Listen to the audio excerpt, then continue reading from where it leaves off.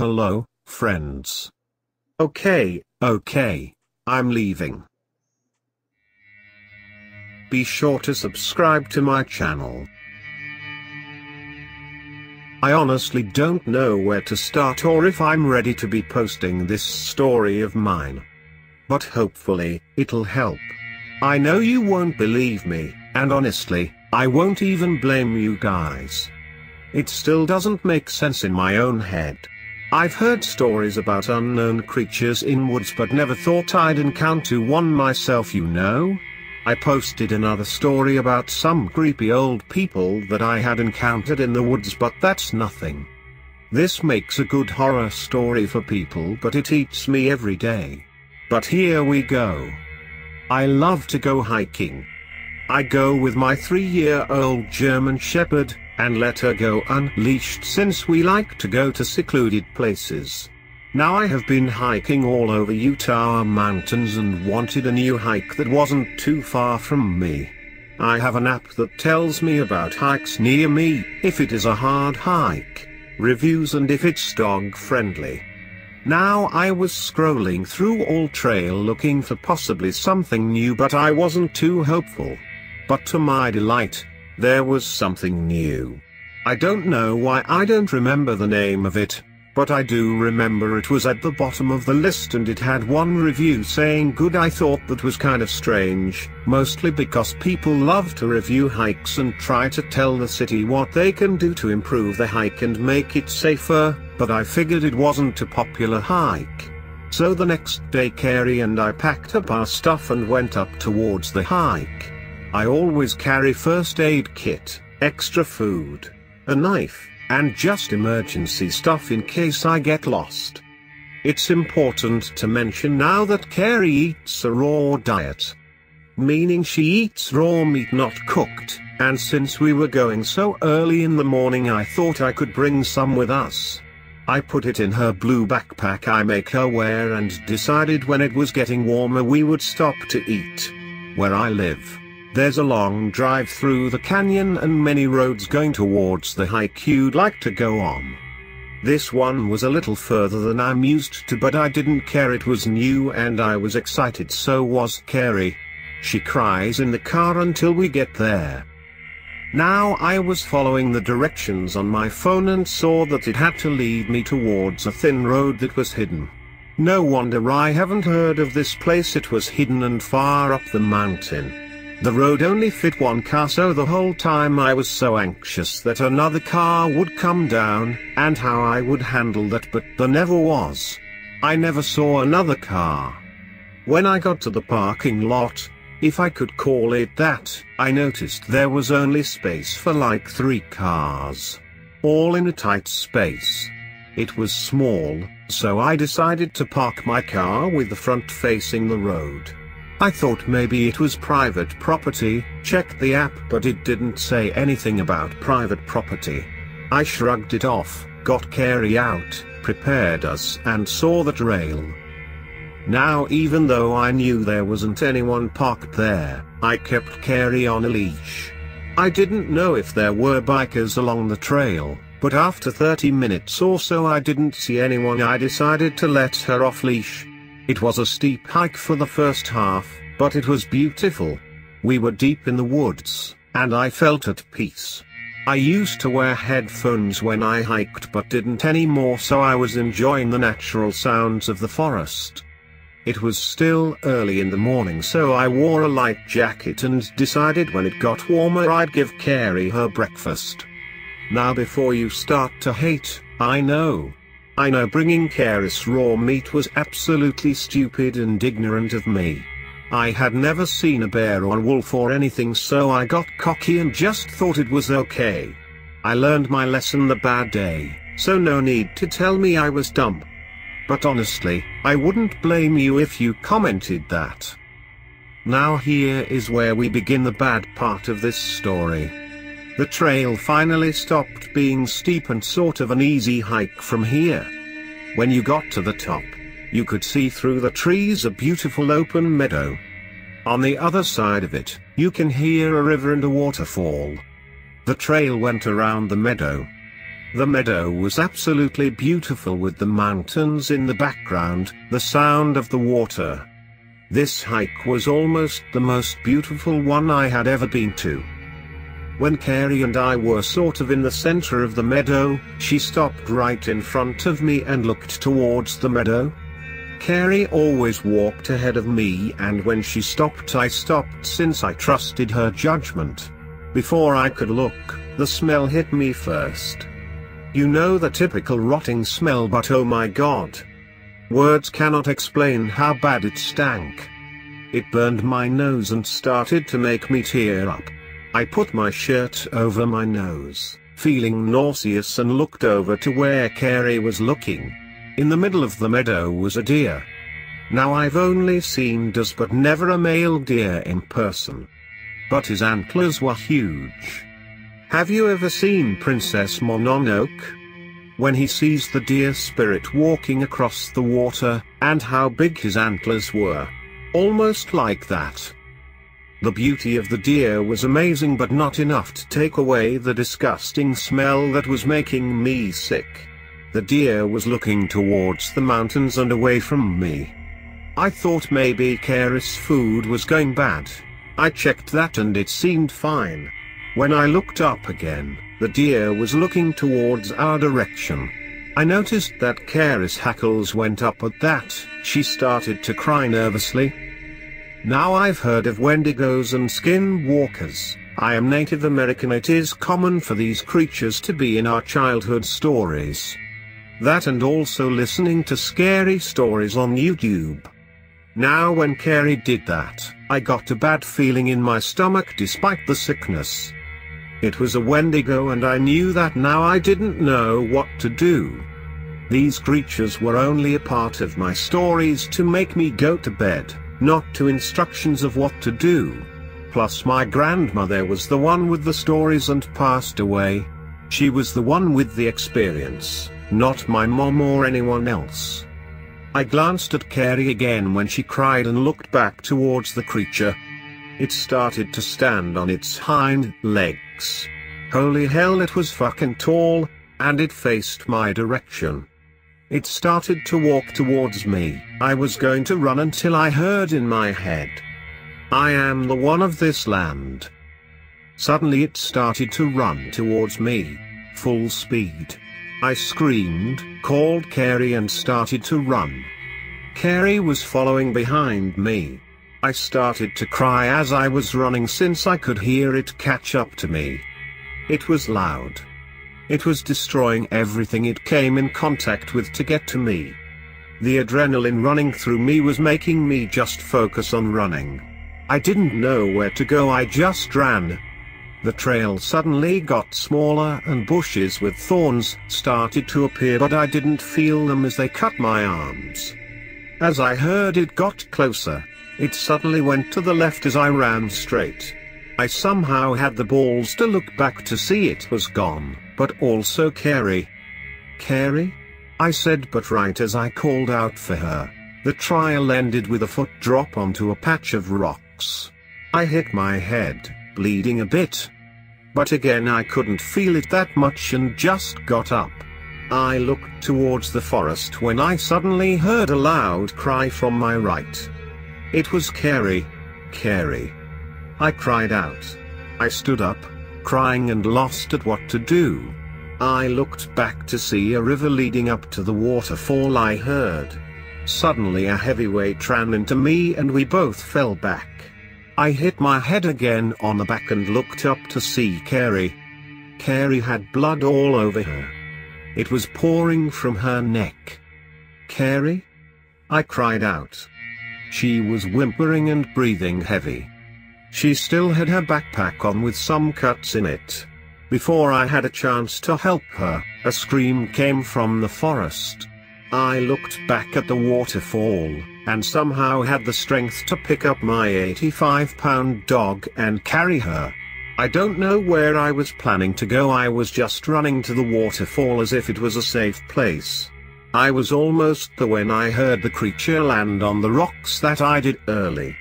I tripped at that and looked back to see it looking at me.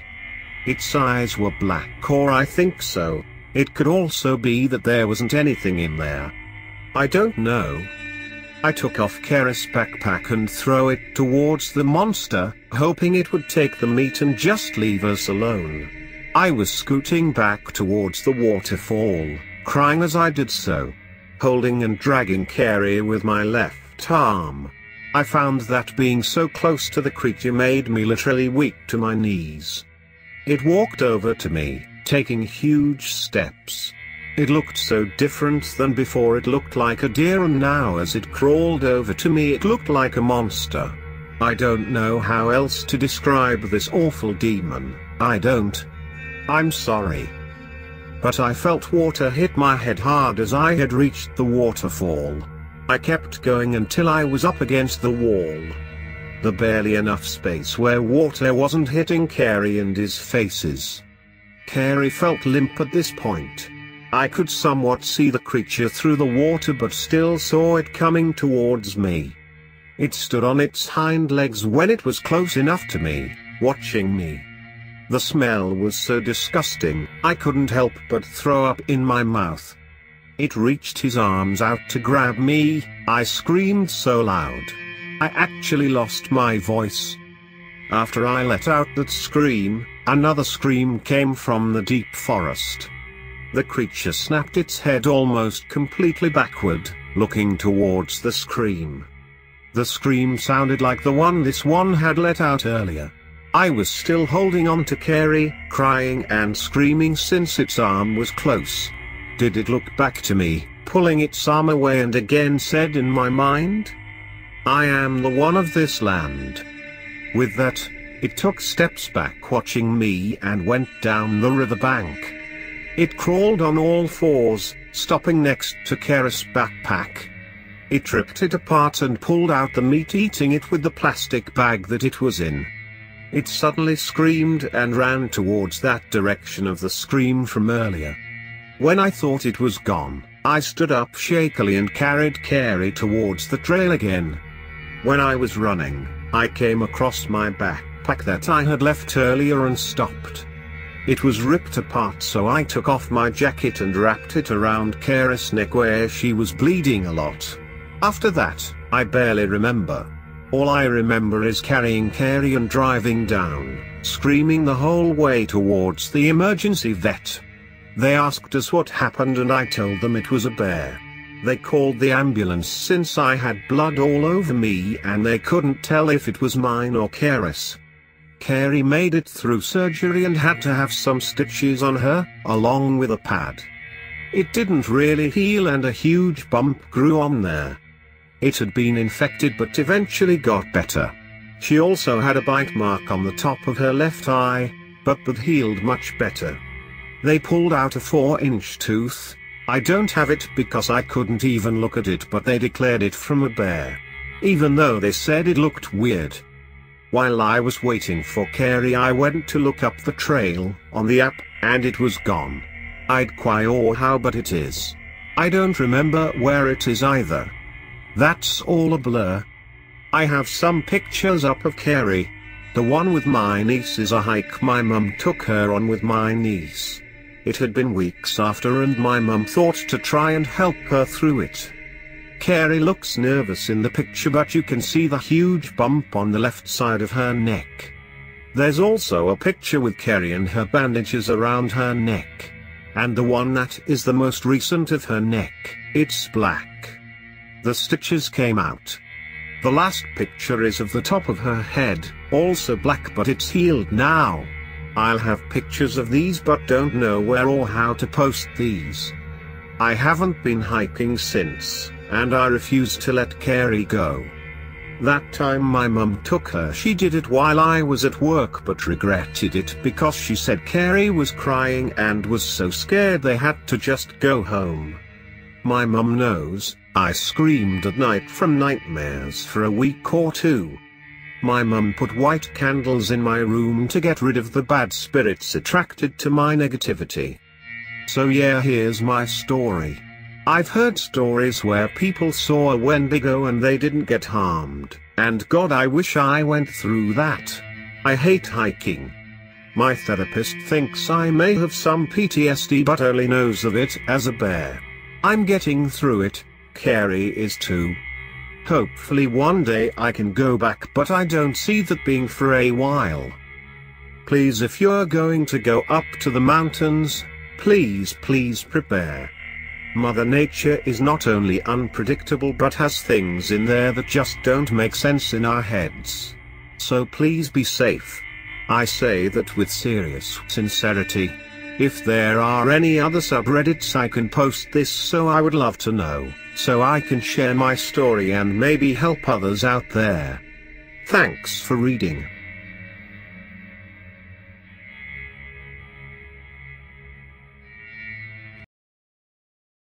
Wow, I love teleport, my friends. Okay, let's begin. Be sure to subscribe to my channel. I've been driving for 5 years, have gone 650,000 miles and somehow managed not to lose my mind in the process. Come one autumn day about a year back, and I was given the delivery that would bring me an experience I hadn't thought would exist except in my worst nightmares. I had received a message on my truck's computer to make a multi-stop run from Indianapolis to Duluth, then from Duluth to a town called Ely. The run to Duluth had been no problem with a 2-day trip.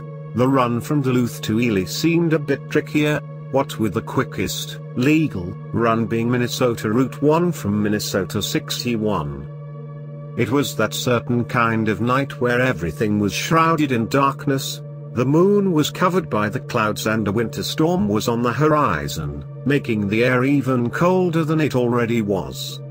I figured that I deserved a nice warm cup of coffee after this drive was over.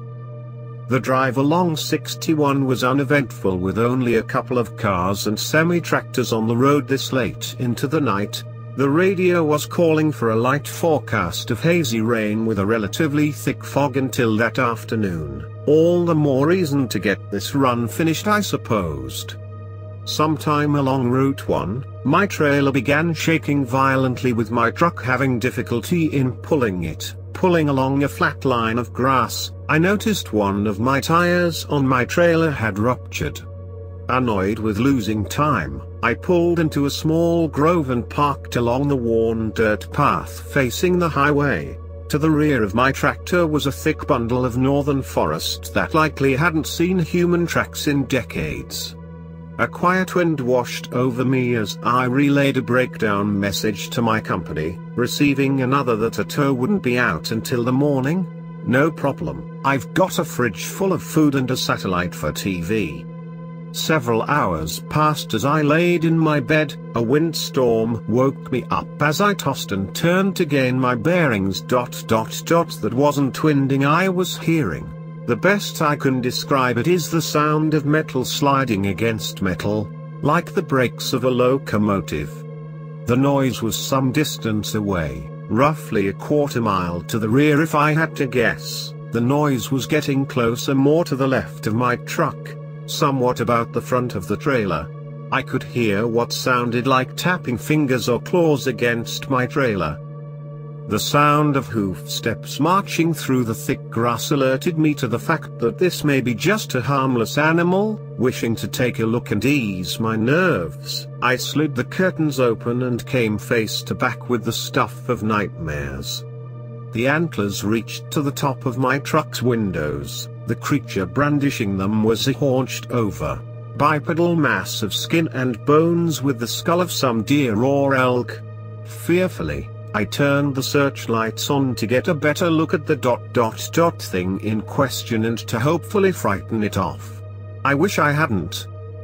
The light itself hadn't alerted the creature, but me moving in the truck had set it into a hunched-over stance, keeping an ear open for some form of prey, I presumed. I noticed empty eye sockets that seemed to go on forever that slotted into the ancient skull of some sort of deer or elk. I was afraid of turning the key in fear of rousing this monster's predatory hunger. It looked near starvation, as though it had been years since it last ate. I sat and waited. It was near 5 o'clock, the tow wouldn't come to work until around 7. A buck, roughly a 10-pointer, meandered into the field before spotting the creature in question. This thing has to have some great hearing since it didn't see the deer wander across its sightlines. It was blind, had to have been.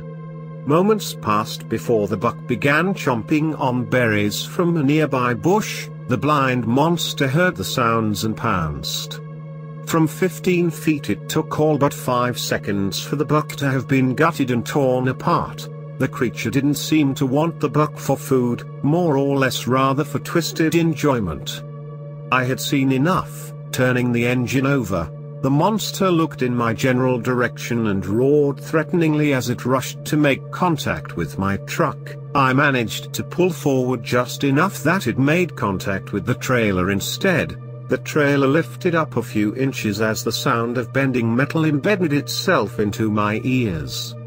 Shifting from 3rd to 5th and continuing to 10, the creature was still in the chase until I crossed over a hill. Looking back through my mirrors, the monster was gone. I pulled off and got out. The sounds of scraping metal were far and away, replaced by the quiet rustling of trees. I continued driving again, until I came upon an area that trucks could park in, well lit and asphalt. Much better and safer than the grove from earlier. Afternoon came and I went to inspect the damage from last night's incident done to my trailer. Claw marks etched into the driver's side of the trailer went on for the whole length of 53 feet. A massive dent roughly 2 feet from the truck itself reminded me that I wasn't just fortunate to be alive, I was damn lucky. The delivery went off without complication since the tow only had to change a tire and I went home several days later. The creature still on my mind. I went online to figure out, bluntly, whatever the hell it was. The skull of a deer and possible bloodlust for people brought me to several conclusions. The most effective that I was either losing my mind in the mountains or that I had come face to face with an American Indian folklore nightmare known as the Wendigo, essentially what becomes of you if you cannibalize on human flesh. I've no plans on stopping on Route 1 overnight again. Talks with the locals included everything from ghosts to, of course, that same Wendigo I had encountered. I went on Route 1 again last week. The sounds of scraping metal were heard once more and I saw a shadow move across the forest at a blistering speed. I noticed that it didn't get too close this time, just close enough to see the fog from its breath. It knows who I am. It's just waiting for me to let down my guard.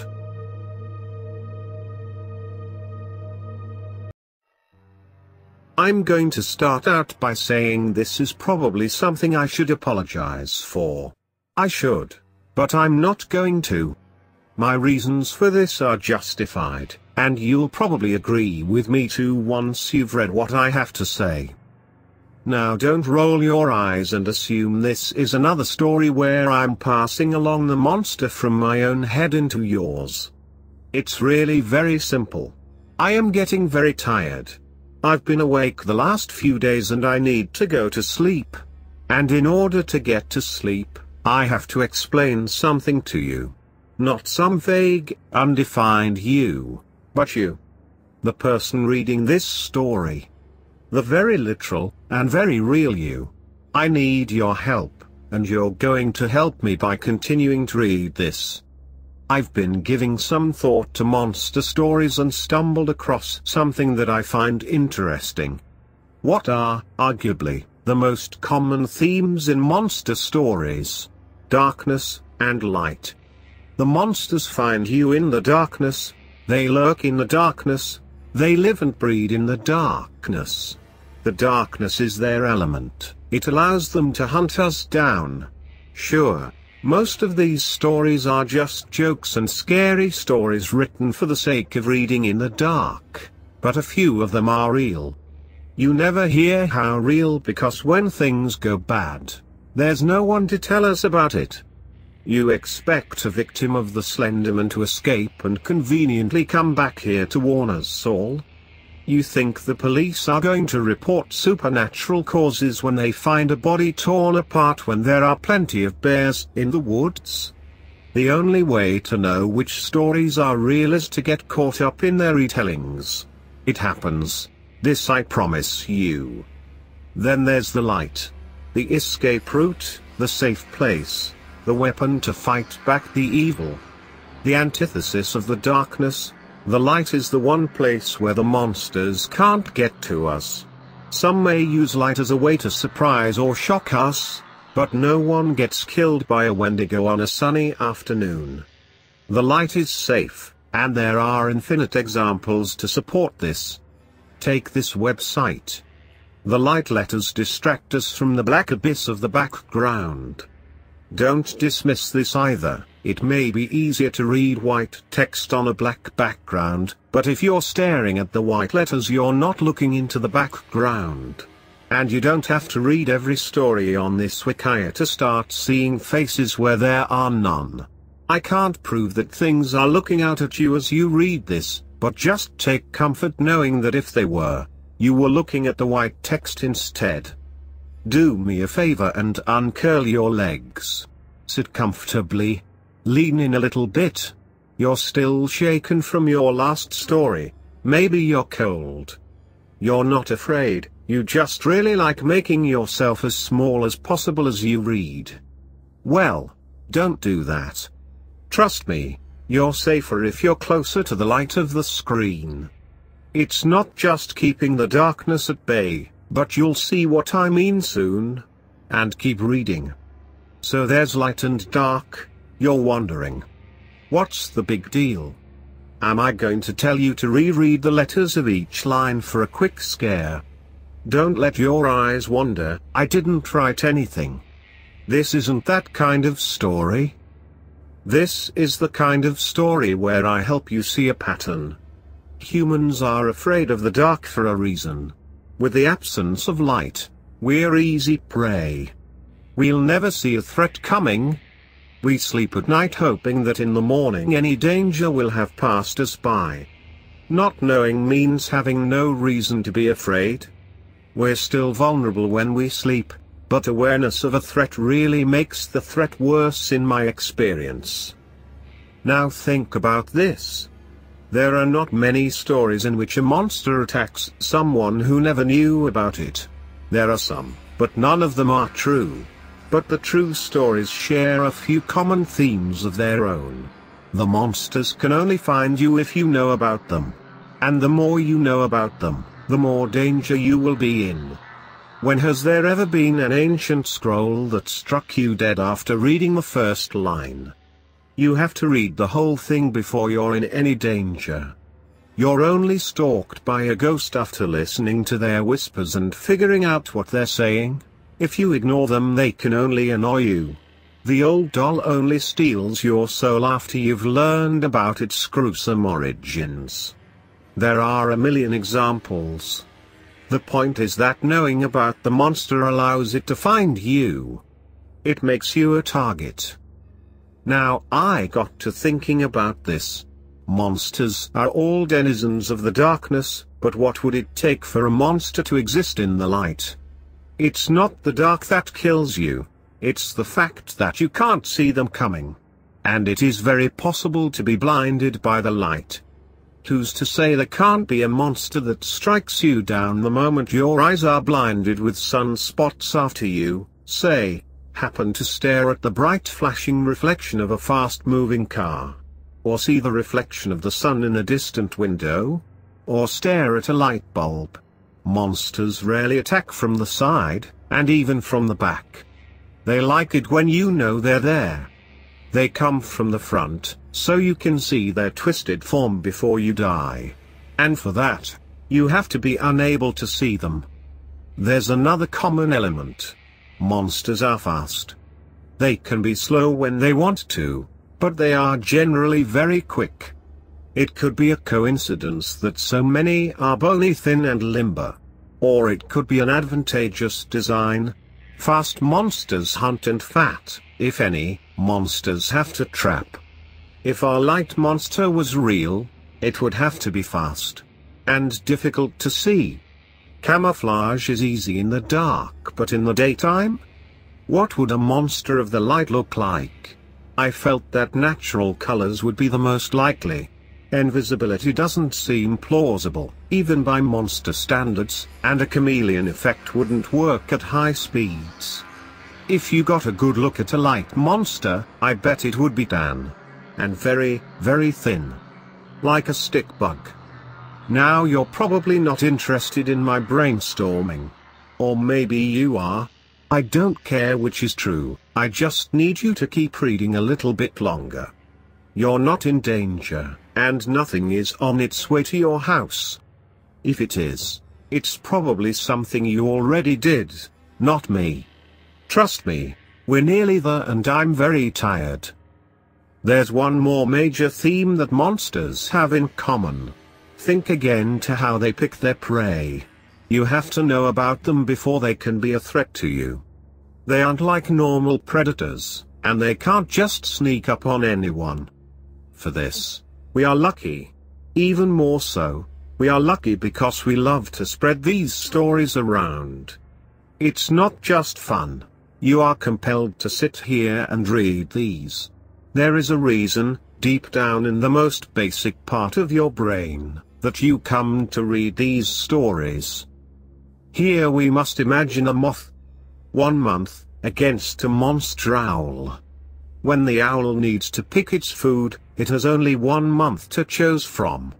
If the moth doesn't want to die, it has to find other moths to distract the owl. So the moth informs another moth of the monster owl, and in this way, their chances of death went down from 100% to 50%. The first moth is no longer the only target, and the second moth won't be the only target when he discovers how the first moth died. If the word spreads enough, then all the moths will only have a very small chance of being singled out of the crowd to become a meal. Safety in numbers. That's why you come here and read these stories, because by adding yourself to the lottery you make it just a little safer for everyone else. We've always been big on working together as a species. Which is why I'm glad you're still reading. You may be getting an idea of where I'm going with this. By now you're actually helping me a lot, but I need to explain just a little bit more before I can rest. I have been awake for the past few days because I don't think it's safe for me to fall asleep at any time of day. At night I felt uneasy. Total darkness holds something lying in wait for me, and every one of my instincts tells me that it isn't safe. I sit before the light of my computer screen and I think. I run these little intellectual exercises to stay awake, and in the process, I stumbled across an idea with more truth than I knew. And for the past few days, I've been noticing some strange things. Fast blurs of motion in the side of my vision. Too fast to follow. I don't think I'm meant to see them, and I think I know why I see them anyways. Any predator that becomes too efficient faces extinction. If the owl eats all the moths, it will starve. Hell, the only reason Ebola hasn't become a global threat is because it kills its victims too quickly for them to spread the virus very far. So our efficient predator no longer has a pool of prey to choose from. Anytime new prey is discovered, it is killed before it can spread the word to others. The predator is weak, and it's getting desperate. It can't keep up like it used to, but it is still very hungry. So I think now you can guess why I should apologize here. But I don't think I'm doing anything that I'm not meant to do. You can't develop many defenses against a truly efficient predator, even though we've tried. We're fast, we're strong, and we're smart. The only thing the moth can do is increase the size of his flock as much as possible and hope probability does not show him a favor. And right now I am part of a very small flock. But I think by now, you know enough. My chances should be going down now, or going up, depending on how you look at it. I am going to take my chances and get some sleep. It's getting bright outside, but if I rest up now I can make it through another night safely. You shouldn't need to worry anyway, but if you see things in the corner of your eyes then I'd suggest you try not to look at anything too bright. You don't want to be blinded by sunspots before you can spread the word and make the group a little bigger. See you in the evening, I hope. Oh, and just in case you get the chance, let me know what color it is.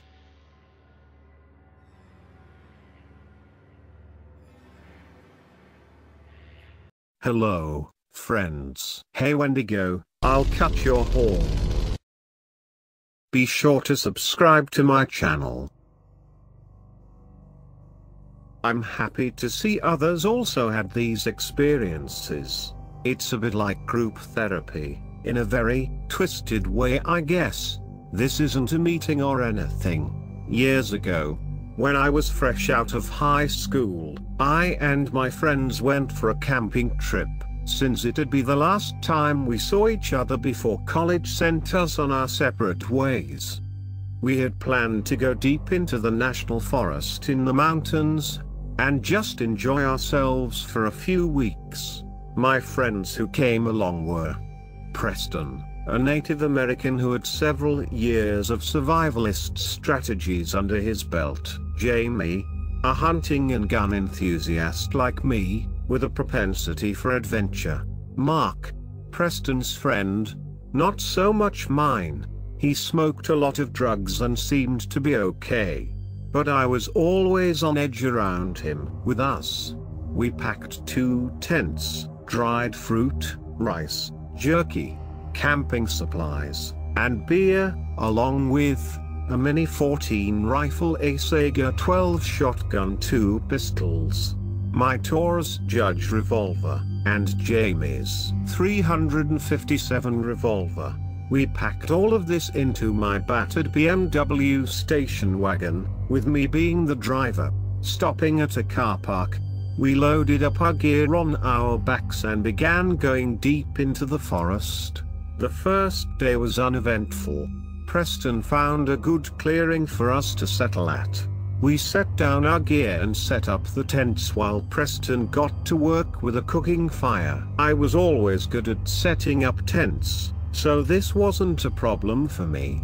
Within 20 minutes, we had set up the basics of camp. I cracked open a beer and sat next to Preston, who had created a roaring fire. I smiled at him.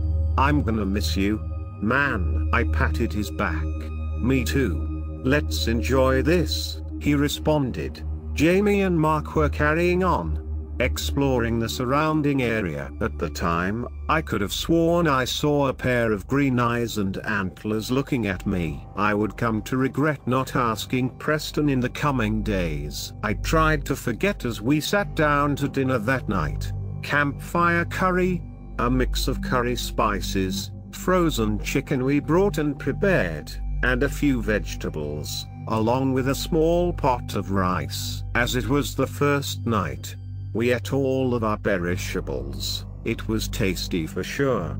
Then, like we were kids once again, we roasted marshmallows and made s'mores. It was truly a very fun time, for sure. If only it would have lasted. That night was uneventful as well. I slept like a baby, and Preston, whom I shared a tent with, didn't seem to be bothered at all. The next morning, we packed up camp and decided to head south, towards a large river with the intent of spending a few nights riverside. As we were in the remote wilderness, I handed Preston my Mini 14, and I myself carried the Saiga 12. Slugs and buckshot alternated in its 10-round magazine. Jamie kept his 357, and I had my sidearm as well. We walked for what seemed like hours. The mistiness, overcast weather and lack of clear landmarks required we rely on GPS and compasses. As we headed south, I saw the look on Preston's face. He looked worried. "Preston, what's up, man?" I asked him. He had me get close and he whispered, "I dunno man, I got a feeling that a bad omen is about to pass. Keep everyone in sight. I'll listen to anything." As he said that, we heard what sounded like a distant whooping noise. All of us looked around. In the distance behind us, I could have sworn I saw something shambling. It was too far to shoot with my shotgun, so I pointed at it and told Preston to shoot. Shoot that thing. 3 shots from the Mini 14 and the smell of freshly fired ammunition filled my nostrils. Whatever it was got down on all fours and bounded away. "What was that?" Mark asked, shocked. Preston swore up and down in his native language, before he finally said, "That, my friends, is something truly evil. We need to hurry to the river." We ran for about 30 minutes, our pace slowed by the amount of heavy gear we carried. Preston looked from side to side but found nothing as he did so. Soon, we reached the rushing river, and with that, the fog seemed to dissipate. Preston looked around, shook his head, looked at his GPS and finally said, "The other side of the national forest is available to us across a hand tram a mile upstream. We can make it there before lunchtime if we hurry." "Preston, what's going on? What was that thing?" Jamie asked, concerned. "I can't be sure, but it's nothing good. I want to try and lose it across the tramway. Whatever that thing is, if it's anything like my family stories, it won't ford a river. We're going, that's final." Preston led the way upriver, keeping close to the shoreline. Eventually, we did find it. A large steel and wood car suspended over a wide expanse of river. I got in first and wasted no time getting across. I watched the trail on the other side while Jamie went across next with some of the extra gear. And then finally Preston and Mark squeezed into the tram and got across. As I turned to leave, I saw Preston take out his bowie and he began hacking at the rope suspending the tram. "What the hell are you doing, man? That's state property, that's a felony," I said, bewildered. "We can't have that thing to follow us." He hacked at the rope until it snapped and the tram car fell with a loud clang into the river below. As we left and started heading east, I could have sworn I saw those green eyes again, but just for a moment, watching us. We made camp at a clearing on the edge of a hill's wide ridge. It gave us great views and visibility, but more importantly, as Preston stated, we can see anyone or anything coming. As he sat and made the fire he said, "We're doing watch rotations. That thing, I am genuinely afraid of it. I bet it's just a bear." Preston. "Too many family stories." Mark guffawed. As I said previously, he was Preston's, not my friend. I took the second watch after Preston cooked a meal of rice pudding. I had no trouble staying up. Then Jamie. I sat up and talked to him for a while. He worried a little, and he expressed that he wanted to go home. "I know what you mean, dude. This is too creepy." Mark took the last watch. My shotgun propped up next to the tent in case he needed it, or so Jamie told me. When we got up the next morning, Mark had disappeared. Immediately, we questioned Jamie, whose story checked out. He saw Mark up and watching. We waited. Preston, reigniting the few vapors. He also pulled out a small can of pine tar and began making torches. "What are they for, Preston?" Jamie asked. "I'm sure of it, we've got a Wendigo." Preston replied. "A Wendigo? The fuck is that?" I replied. "A cannibalistic demon with green eyes, a deer skull for a head, and a thirst for human blood.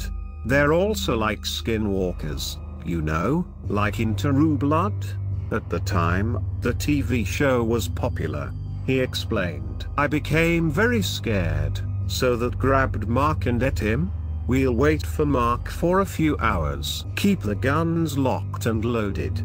Do not let him approach within 200 feet of the campsite. I'm going out for a bit. You're crazy, Preston, I protested. He whispered in my ear. When I come back, ask me, my favorite sailor. It's Saturn, for the record. He then approached Jamie and told him something that I knew I wasn't supposed to hear. Then he grabbed 2 torches, his knife, and he turned back to us. Wendigo do not like fire. Keep the fire going. There's plenty of sticks and wood right there for a few hours. I'll be back. Do not forget what I told each of you. If I can't answer it when I come back, shoot me. As he disappeared into the forest, I sat with Jamie, back to back. He had my Sega, I had my Mini 14. For hours, we heard various sounds in the forest, including those whooping noises, the sound of what sounded like Mark, and what I thought was the sound of a distantly beating drum. By afternoon, we heard rustling in the forest, and none other than Preston returned, dirt smeared on his face, and a makeshift drum under his arm, with 1 torch left. He stopped short of the campsite when I raised my gun at him. What's this about, guys? It's me, Preston, he said. What is your favorite Final Fantasy protagonist? Jamie asked. Squall. Of course. Jamie lowered his gun. What is your favorite sailor? I asked slowly and deliberately. Saturn, of course. I suppose this means Mark is still missing. Yes, he responded. I lowered my gun and said, come on up, dude. And yeah, we heard whooping noises but no sign. Preston averted his gaze. It's hunting us. I confirmed the tracks, and my little serenade in tribal chants caused it to at one point come and look at me. How did you get away? I asked. I chased it with fire. They're afraid of it. Remember, he responded. Do guns harm them? I asked slowly. It can injure them, but you really need fire or silver. We only have a fire, as usual. We're going to burn one of the tents and drop some gear. We're going light. We're heading to the highway.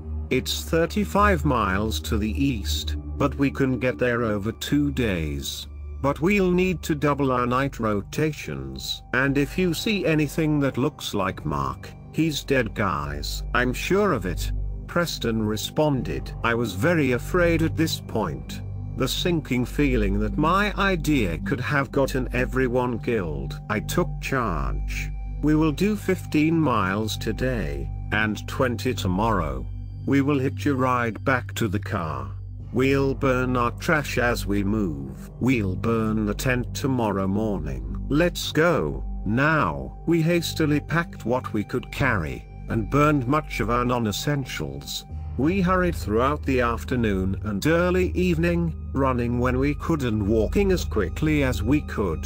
The whooping call continued to seem to follow us at a distance. I didn't, however, see antlers or green eyes when I looked back. Eventually, we found a clearing that was decently sized, had good visibility and sticks. We hastily gathered firewood, all staying as a group, and we pitched camp. That dinner was cold jerky and dried fruit. Preston was unwilling to attract attention from smells, but he did create several pine tar torches and set them at the outskirts. We didn't say a word, but I and Preston took the first watch, then Jamie and Preston, then me and Jamie. This continued every 2 hours until the daytime. As day broke, we heard screaming. Mark's voice came from the woods crying for help. Preston shook his head. It got him. We can't do anything about it. We burned the tent and continued traveling throughout the day. I could see it today, though. It didn't bother to hide by noon. The Wendigo was about 7 feet tall. Its limbs were blackened, 2 glowing green eyes set into a deer skull with antlers. Soft whooping noises. It kept its distance. I pulled my revolver and aimed at it, about 250 feet away. Firing, I hit it in the chest. It barely flinched. The thing turned and stared at me. Preston began to shout at it aggressively in his native language. It stopped, tilted its head, and then responded to him. I asked him, "What the hell did he say to you?" I asked him what he did with Mark. He responded, "Who's that?" Preston then grabbed my Mini 14 and fired repeatedly at him. This abomination seemed to get annoyed. I followed up with a well-placed slug to the chest from my Sega. It howled in pain and dashed away into the woods. "We better run, I think," I remarked to the group. We ran for a good 20 minutes, when suddenly, in a clearing ahead of us, was a human silhouette. Naked. Filthy. "Guys, it's me. You gotta take me back. I escaped that thing and have been running from it for the last day." It was from Mark. I pointed my Sega at Mark. "What happened to your clothes, Mark?" "Yeah, and if you're Mark, tell us the name of the school we went to," Preston said. He pointed the rifle at his head. "Come on guys, don't play around. It's me. I'm cold, I'm hungry and I want to go home," he protested. Jamie shoots him in the leg with his revolver. Mark screamed in pain. "Unless you want the next to be your head, answer the fucking questions," Jamie shouted. That's when Mark's head snapped to Jamie, in a grossly unnatural fashion. I was paralyzed by fear as it appeared as if Mark was contorting and screaming in unnatural tones. I fired, repeatedly. All remaining shells in the magazine. It just seemed to shred the upper skin. Putting that on my back, I remembered, Wendigos hate fire. I grabbed my lighter and a can of bug spray, and I dashed at the thing that was once Mark, spraying it with the fire from my makeshift flamethrower. As I burned it, Preston laid down 2 entire magazines into it and then dumped the rest of his pine tar on it, and Jamie emptied his revolver.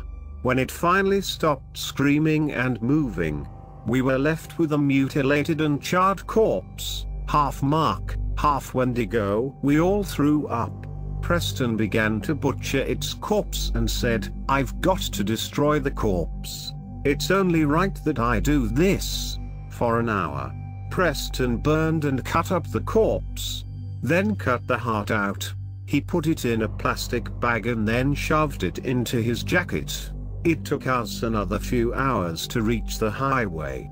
Preston sat and began to cry on the sidewalk as Jamie kept a hitchhiker thumb out. I sat next to him and asked, "What are you gonna do with the heart?" "I have to take it to the reservation. There, my elders have to know these things are still out there, and we need to protect those from these monsters.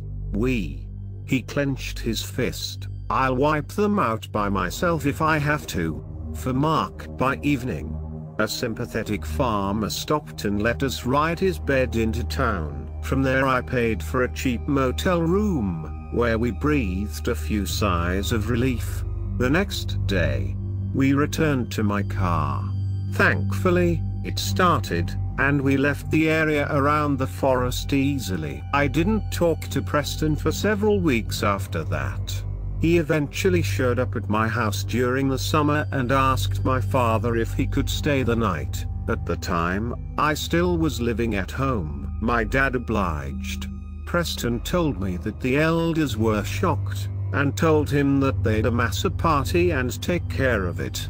They came back with the skull of 2 Wendigos, and 6 hearts. They also found scraps of Mark's t-shirt, surrounded by a pile of decaying gore. To this day, Preston, Jamie and I have had a pact to never tell anyone about the horror we witnessed. I only break this pact now, years later, and because we can safely say that this is behind us.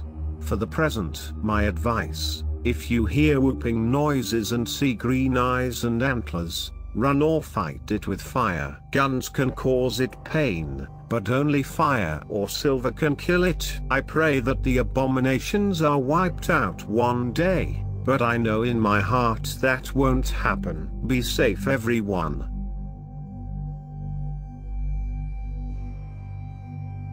He is so happy.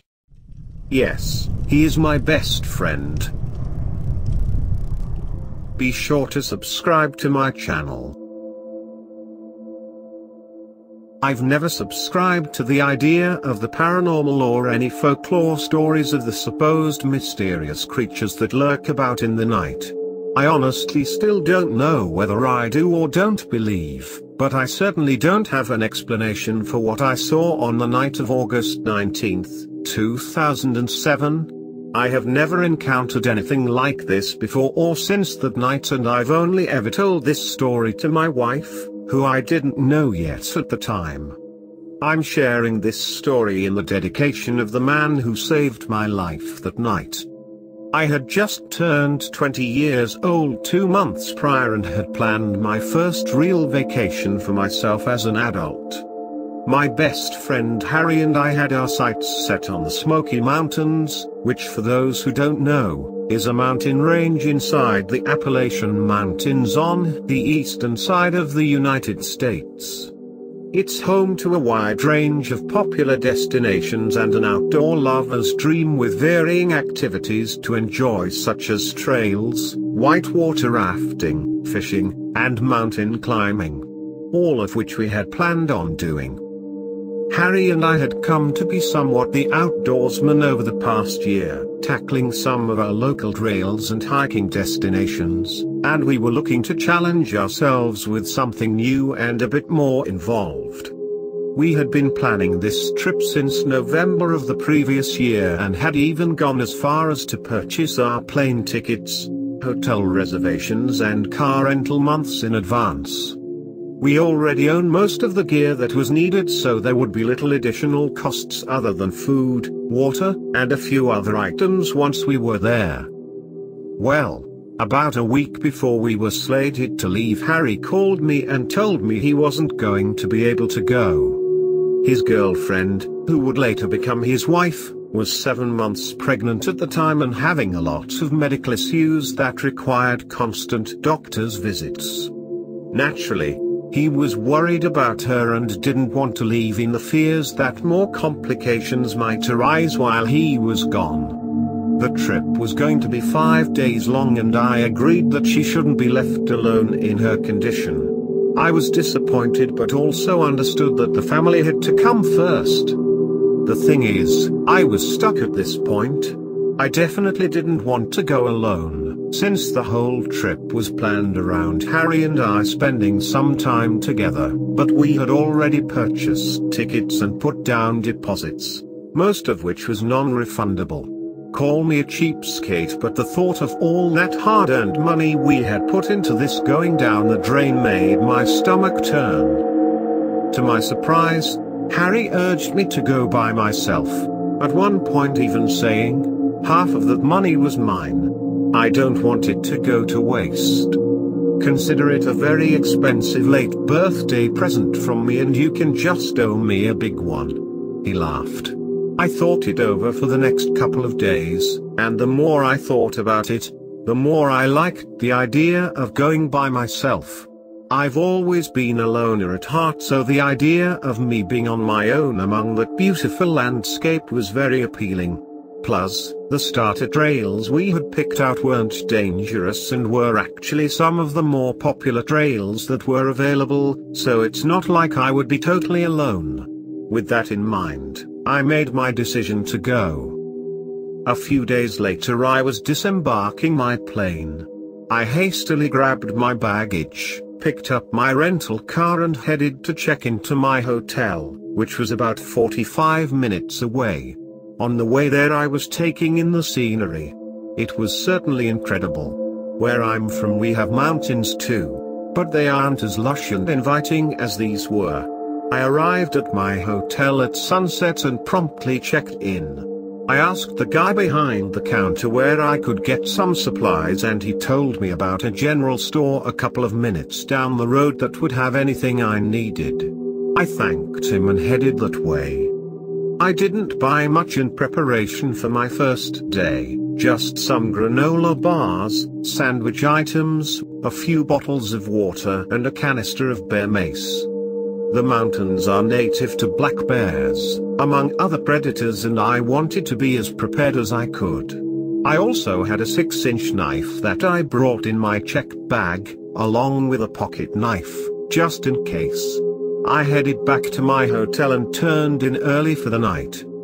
I woke up right after sunrise feeling excited and ready to hit the trail. I drove about 15 minutes to where my first trail began and only brought the map I had printed off from my home computer, my phone, and my pack. It was about a 5-mile round trip and took me around an hour and a half to complete. I was in awe of the scenery, constantly stopping to take in the sights, especially when the trees would break and reveal miles of green mountains. I wish I was a better writer so I could describe how it looked. All I had to go on previously were the Google images I had surveyed numerous times. Even those couldn't convey just how breathtaking it was. And I know it's cliché to say that, but there was just something about it that moved me. Interestingly, I didn't come across any other hikers, which I thought was a bit odd.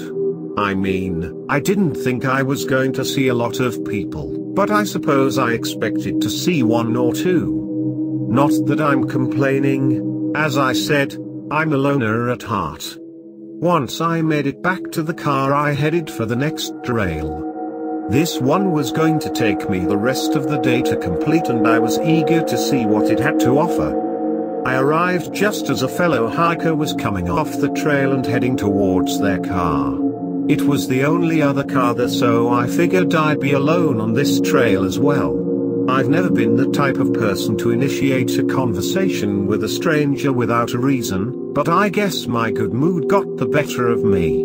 I waved and he returned the wave with a smile. "How is it up there?" I asked, pointing toward the trailhead. He took a sip of water and shook his head with a grin. "It's unreal. The weather couldn't be any better either," he replied. I situated my pack on my back and asked if this was his first time taking this trail. He said it wasn't. He had frequented this trail over the past decade or so. "Just make sure you stay on the main trail," he warned. "There are some offshoots that will take you to some pretty remarkable areas, but I would advise staying on the main path since it's your first time. Those smaller trails can get you lost if you don't know what you're doing."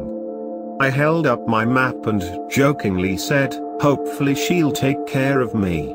He grinned. "Yeah, well, most of those smaller trails aren't marked on any map. Just be careful." I said I would, thanked him, we waved goodbye and I set out on the trail. I stopped after a couple of hours to eat lunch at a small rest area with some tables and benches scattered around a clearing. I sat alone, eating my sandwich, zoning out as I chewed away. I had been off in my head for a few minutes when my brain told me something was off. I lifted my head from looking down at my sandwich and looked around to figure out what my brain was trying to tell me. But it wasn't something it wanted me to see, it was something it wanted me to hear, or in this case, not hear, as I couldn't hear anything at all. All day I had been hearing the sounds of the forests and wildlife, birds chirping and squirrels running about, the wind blowing the trees and leaves back and forth. But right now it was completely and utterly silent. All I could hear was the sound of me breathing. For the first time that day I was unsettled. It's like some primal part of my brain was triggering a red flag. Not telling me that I was necessarily in danger, but that something just wasn't right. I quickly finished my sandwich and set back out on the trail. The further I got from the rest area, the more things seemed to go back to normal. All the familiar forest sounds returned and I shook off the incident as me just overanalyzing and making something out of nothing. I arrived at one of the noted scenic locations on the trail. There was a river so clear you could see right to all the little stones that lay beneath. For many, this may not be a sight to behold, but where I'm from all the rivers and lakes are made up of murky, brown water which is very unappealing. This river cascaded over a cliff face, making a waterfall that landed in a small valley about 50 feet below where I was standing. This also marks the first time I had seen a waterfall in person. A real waterfall at least. Like the ones you see in movies and on cell phone and desktop wallpapers. I made a mental note to get a picture of it when I headed back to the car. For the walkout, I was keeping my phone off to conserve the battery and had intended on turning it on for my walk back to get some pictures when the sun was setting. Over the next couple of hours, I continued taking in the sights and sometimes zoning out, as I have a tendency to do. I've always had a habit of going away inside my head when I walk long distances or when doing something mundane. At one point though, I had zoned out longer than I should have, and when I snapped to, I realized I wasn't on the main trail anymore. I knew this because the main trail up to that point had been carved out of the dirt from decades of foot traffic and was generally about 6 feet wide. This trail was about double the width of one of my feet, and the surrounding trees and brush were closing in on me, making me feel somewhat claustrophobic. I sighed, knowing this was going to set me back and hoping I hadn't gone too far off track. I turned around and began walking back to the main trail. I walked for about 30 minutes, and when I hadn't reached the main trail yet, I stopped and pulled out my map. I knew which landmark I last passed and which one I hadn't reached yet, and figured I had to have gotten separated from the trail somewhere between those 2 points. The problem was there were no landmarks that I could make out around me that I could see on the map. I continued walking for another 10 to 15 minutes and I still couldn't make anything out. I was getting a little worried at this point, but I knew I had been on this trail the whole time, so logically, if I kept following this it would have to lead me back to where I got separated. Right? I felt like I was going in circles as the scenery around me wasn't changing at all. It seemed like I was passing the same trees and rocks over and over again. I pulled out my phone, but of course, I had no service. Then it happened again. Almost like a switch was flipped and all the sounds just ceased to exist. Complete silence. I stopped and tuned my ears in, listening for even the slightest sound. But I heard nothing. Just my breathing again, which was getting heavier as I became more frightened. I began moving and quickened my step, just wanting to get away from the silence as I had before. But this time it followed me, like a haunting spirit. I swear I walked for what seemed like an hour, and by that time I was almost running. Suddenly I heard a loud snap, like a thick branch being broken over someone's knee. Having heard nothing but total silence for the past I don't even know how long, this scared the hell out of me and I froze in place like a deer. I diligently scanned the area. The trees and brush were so thick I could only see maybe 20 feet around me in any direction. As the reality of the situation set in, my heart began pounding and that uneasy feeling fell back over me. My brain was sending me signals again. This time, it was telling me I was in danger. The silence was broken again by another loud snap. Now, mind you, this was not the sound a small branch makes when someone steps on it and it breaks. This was different. It sounded like something being broken purposely, with intent. I bolted, keeping on the trail and not looking behind me. I've never run faster. I felt like I was running for my life, even though I didn't even know if anything was in pursuit. I couldn't tell you how long I ran. What I can tell you is that I was still on the same small trail. I never even passed any other trails. It felt like it was never ending. like a dream where you're running down a hallway that never ends. I finally came upon a bend that I hadn't seen before, and I felt slight relief in just seeing something different, giving me hope that I was at least not going in circles. Just as I rounded the turn, the silence ended and all the sound returned at once. I stopped to finally catch my breath. I was panting heavily, bent over with my hands on my knees. "Hey, are you okay?" I heard a deep voice calling out to me. I jerked my head up and my face must have told him I was in distress as he put his hands up as if to signify he wasn't going to hurt me. He was a large man, over 6 feet tall, the mid to late 40s, trimmed beard, short hair and very muscular. He had a large, military-style pack on his back. He ran over to me. "Do you need help? Are you hurt?" he asked, looking me over for injuries. I was so out of breath I could barely speak between exhales. I pointed behind me and could manage to get out something and chasing me.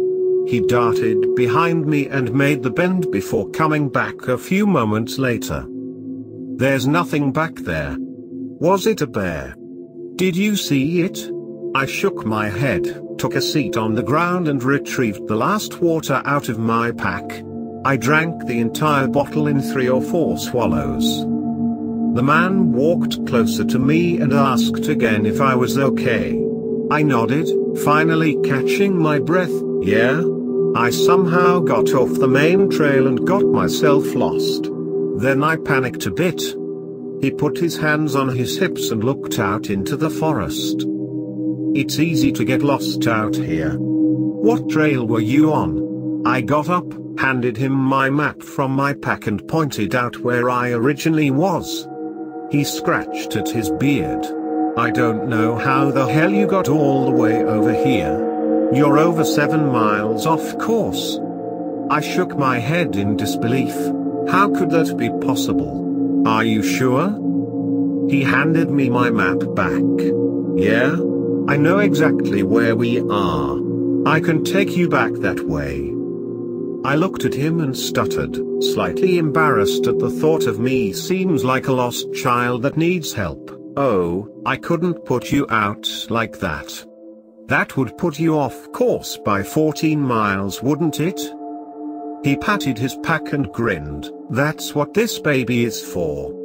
He paused for a moment and studied my face as I considered his proposal. He proceeded, "Look, I'd rather know you got back safe than to send you back out on these unmarked trails. It's not safe out here for someone who doesn't know the area, and it will get dark pretty soon." I knew he was right. I didn't want to let my pride get me lost again, and possibly for good. "Thank you. Honestly, I don't know that I could get back on my own," I said, relieved. He introduced himself as Tom. I introduced myself and we shook hands. He had a firm handshake and I noticed a tattoo on his forearm. It was an insignia I immediately recognized. "Are you a Navy SEAL?" I asked. "I am. Did 22 years. Retired 3 years back," he said proudly. I have to admit, I immediately felt much safer knowing that I was in capable hands. I thanked him for his service and he smiled as he handed me a bottle of water from his pack. After I rested for a few more minutes and rehydrated, we set back out on the trail. I followed his lead as we walked. He asked me where I was from among some other small talk topics, but we mostly walked in silence. I mulled over the idea of asking him about what I had experienced. I didn't want to seem even more like a frightened child, but also figured if he frequented these parts he may have had something similar happen. "So have you ever had anything weird happen out here?" I asked hesitantly. He kept pace, not even turning his head. "Weird? How do you mean?" I paused, trying to formulate my next sentence carefully.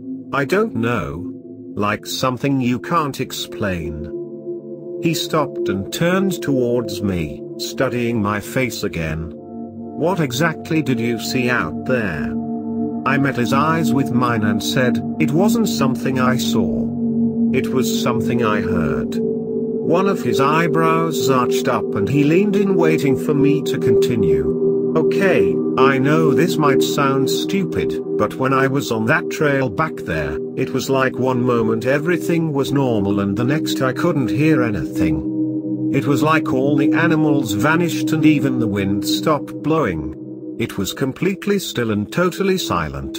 I've never experienced anything like it. His gaze left mine and his face contorted to an expression of discomfort.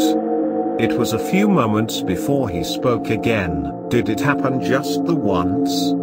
I shook my head. It happened twice. I thought I could detect just the slightest twinge of fear in his eyes. Or maybe I was just projecting my own fear onto him. He quickly composed himself before saying, "We should keep moving." He immediately turned around and began walking again, noticeably faster than before. I'm not sure whether that was him validating my experience or if he was just wanting to get me back as soon as possible. I assumed the latter since he didn't say anything else. I didn't ask about it again. As the sun began to set and the sky turned from its beautiful hues of yellow and orange to a more sobering hue of dark red, Tom donned a headlamp he had retrieved from his pack so he could light the trail in front of us. He warned me to watch where I step, which I did, making sure I followed in his footsteps as closely as possible. We eventually made our way back to the main trail. As much as I didn't want to inconvenience him more than I already had, I was pleading inside my head for him to take me all the way back to my car. I didn't want to go alone. "So is this where we part ways?" I asked nervously. He didn't say anything and he motioned for me to keep following as he proceeded forward. I thought it was strange, but I wasn't in any position to argue. Nor did I want to. A few minutes went by before he turned his head slightly and quietly said, "Something has been following us for the past couple of miles. Just keep walking with me." My heart sank to my stomach. Was it a person? Or a curious animal perhaps? I moved closer to him as he continued walking. "Is it an animal?" I whispered. He turned his headlamp off without answering me and slowed his pace. I was confused and very unnerved. Then, the fear crept back over me as the forest fell silent once more. It was as if all the sounds flew away like a flock of startled birds when danger is near. As I was lost in my own thoughts, I ran into what felt like a tree trunk. It was Tom's arm. He had extended it out in front of my chest in the way a protective parent would in a car accident. I looked up at his face. I can't see very well in the dark and it was a particularly dark evening with no moon in sight, but I could make out his face, and I could see that he was looking at something with more focus than I had ever seen on a person's face. I followed his gaze in front of us, but I couldn't see anything but trees and darkness. He put his hand on my shoulder and slowly pushed me down as he got down on one knee. His eyes were still set forward, unmoving. He whispered so quietly that I almost couldn't hear him, "Don't move. Don't make a sound." My heart was pounding so hard I thought I could hear it echo through the silence. Tom slowly reached his hand back to his bag, still not averting his gaze, and came back out holding a pistol. I don't know anything about guns, so I couldn't tell you what kind it was. I just knew it was a pistol. This scared me even more. If he was this worried, what could possibly be out there? I thought about retrieving my knife, but to be honest I was so scared I'm not sure I could have moved if I had wanted to. I also figured if a Navy SEAL with a pistol couldn't handle whatever was out there, I stood no chance with a knife. Then the most terrifying thing I have ever experienced happened. The silence was broken by someone calling out, "Hello? Is anyone there?" I hurt my foot and need help. My eyes darted back to Tom. He didn't move an inch. I wasn't sure what to do or what was even happening. The voice called out again for the help. It was a male voice. Probably around my age. But there was something wrong about it. He didn't sound in distress like he should have been. There was no emotion in the voice and it made the hair on the back of my neck stand up. He sounded up the trailways but was also close enough that we could hear him clearly. "Shouldn't we help?" I asked in a hushed voice. Tom's eyes were still fixed up ahead. Then he said something that shook me to my core. "That's not a person." What did that even mean? How could that not be a person? My mind was racing and I was paralyzed with fear by what he could have meant. The darkness swallowed us as we stayed there silently. I felt like I was awaiting my death. It seemed like we were there for hours and I did as Tom instructed, not moving or speaking. The voice never called out a third time and eventually, Tom stood up slowly and motioned for me to stand up as well. I looked around us, seeing absolutely nothing. It was still totally silent. "We need to get out of here," Tom said firmly. He began moving forward again, still keeping his pistol in hand. We moved as quickly and as silently as we could. Eventually, the silence lifted like a heavy veil. I could tell Tom felt more comfortable, which in turn made me feel slightly better.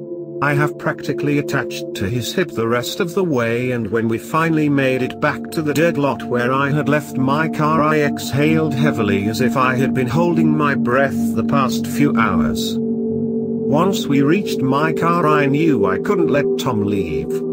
"You should come with me, Tom. You can't go back out there. I can drop you off tomorrow wherever you need to be," I said as I fumbled for my keys in my pack. He nodded and we offloaded our packs into the car. On the drive back to my hotel, I could tell he was a bit shaken up.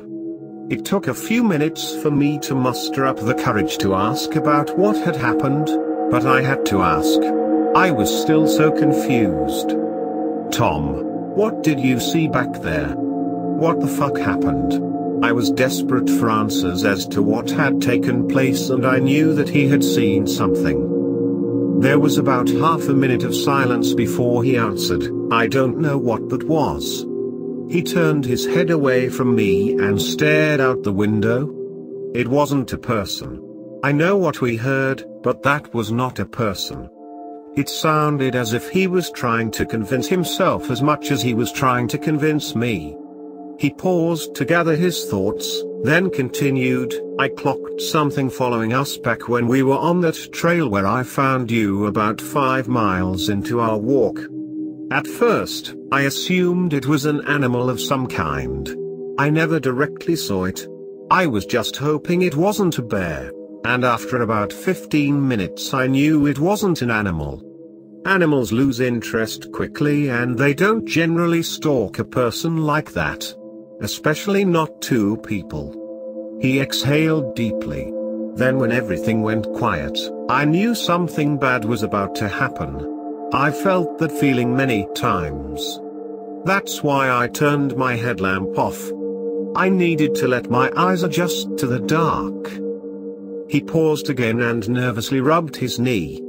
He turned his head forward, looking out the windshield, and mumbled something I couldn't make out. A few moments later he spoke up, and that's when I saw it. Probably 30 meters in front of us. It was pitch black, like a shadow, and it was just standing there, right in the middle of the path. I couldn't make out many details. It was tall, over 8 feet. It had unusually long arms that almost touched the ground. His voice was slightly shaking at this point. Once it caught me staring, it moved behind a boulder, like it was trying to hide. That's when it started calling us. To be honest, when I heard the voice, I was terrified. I had no idea what to do other than to stay quiet, stay low and not move. What I did know is if it approached us I was going to put 15 rounds into that goddamn thing. He looked down to his pistol, still in his hand. Jesus Christ, man, he said, slouching down into the seat. We pulled into the hotel parking lot and made our way up to my room. Tom brought his pack and laid out a sleeping bag on the floor near the door. I noticed he kept the pistol. I wasn't even sure I would be able to sleep, but as the adrenaline had subsided, the physical and mental exhaustion set in and I drifted off. I woke up to the sound of Tom packing up his sleeping bag. I sat up in bed and asked if he needed the ride I had promised. Yeah? I need to get my ass home, he said, half laughing. I got dressed, packed up my things and we headed down to the car. He directed me to where he had left his car the previous day, about 35 minutes from the hotel. It was a dirt lot similar to the one where I had parked my car the previous day. There were a few cars in the lot and he pointed me towards a dark grey Dodge Challenger. I parked next to it and we both exited the vehicle. He moved his things from my car to his and he cranked it to get the AC going. I walked around the car to him and after a few moments, I managed to say, "Listen, Tom. I still don't really know what happened. Honestly, I don't think I want to know. What I do know is you saved my life." He extended his hand for a handshake but I went in for a hug, and although he seemed surprised, he hugged me in return. I'll admit, I teared up and had to stop myself from crying. I knew with every fiber of my being that I wouldn't have survived if he hadn't been on that trail that day. "You did good, kid," he said as he patted my back. I never had a father figure growing up.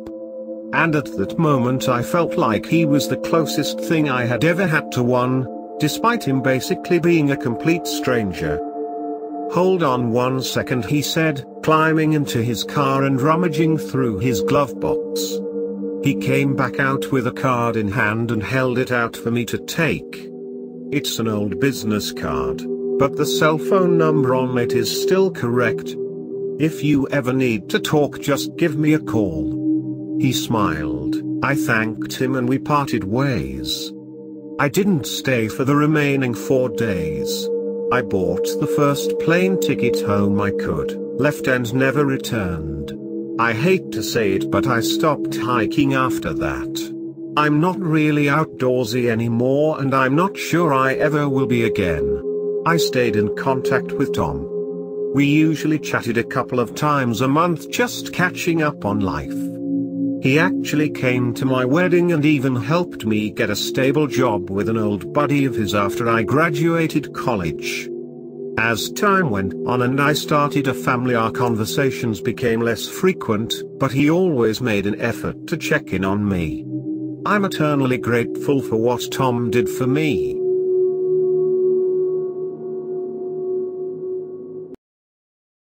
I wonder, how do monsters tell their future? Maybe they read their horoscope.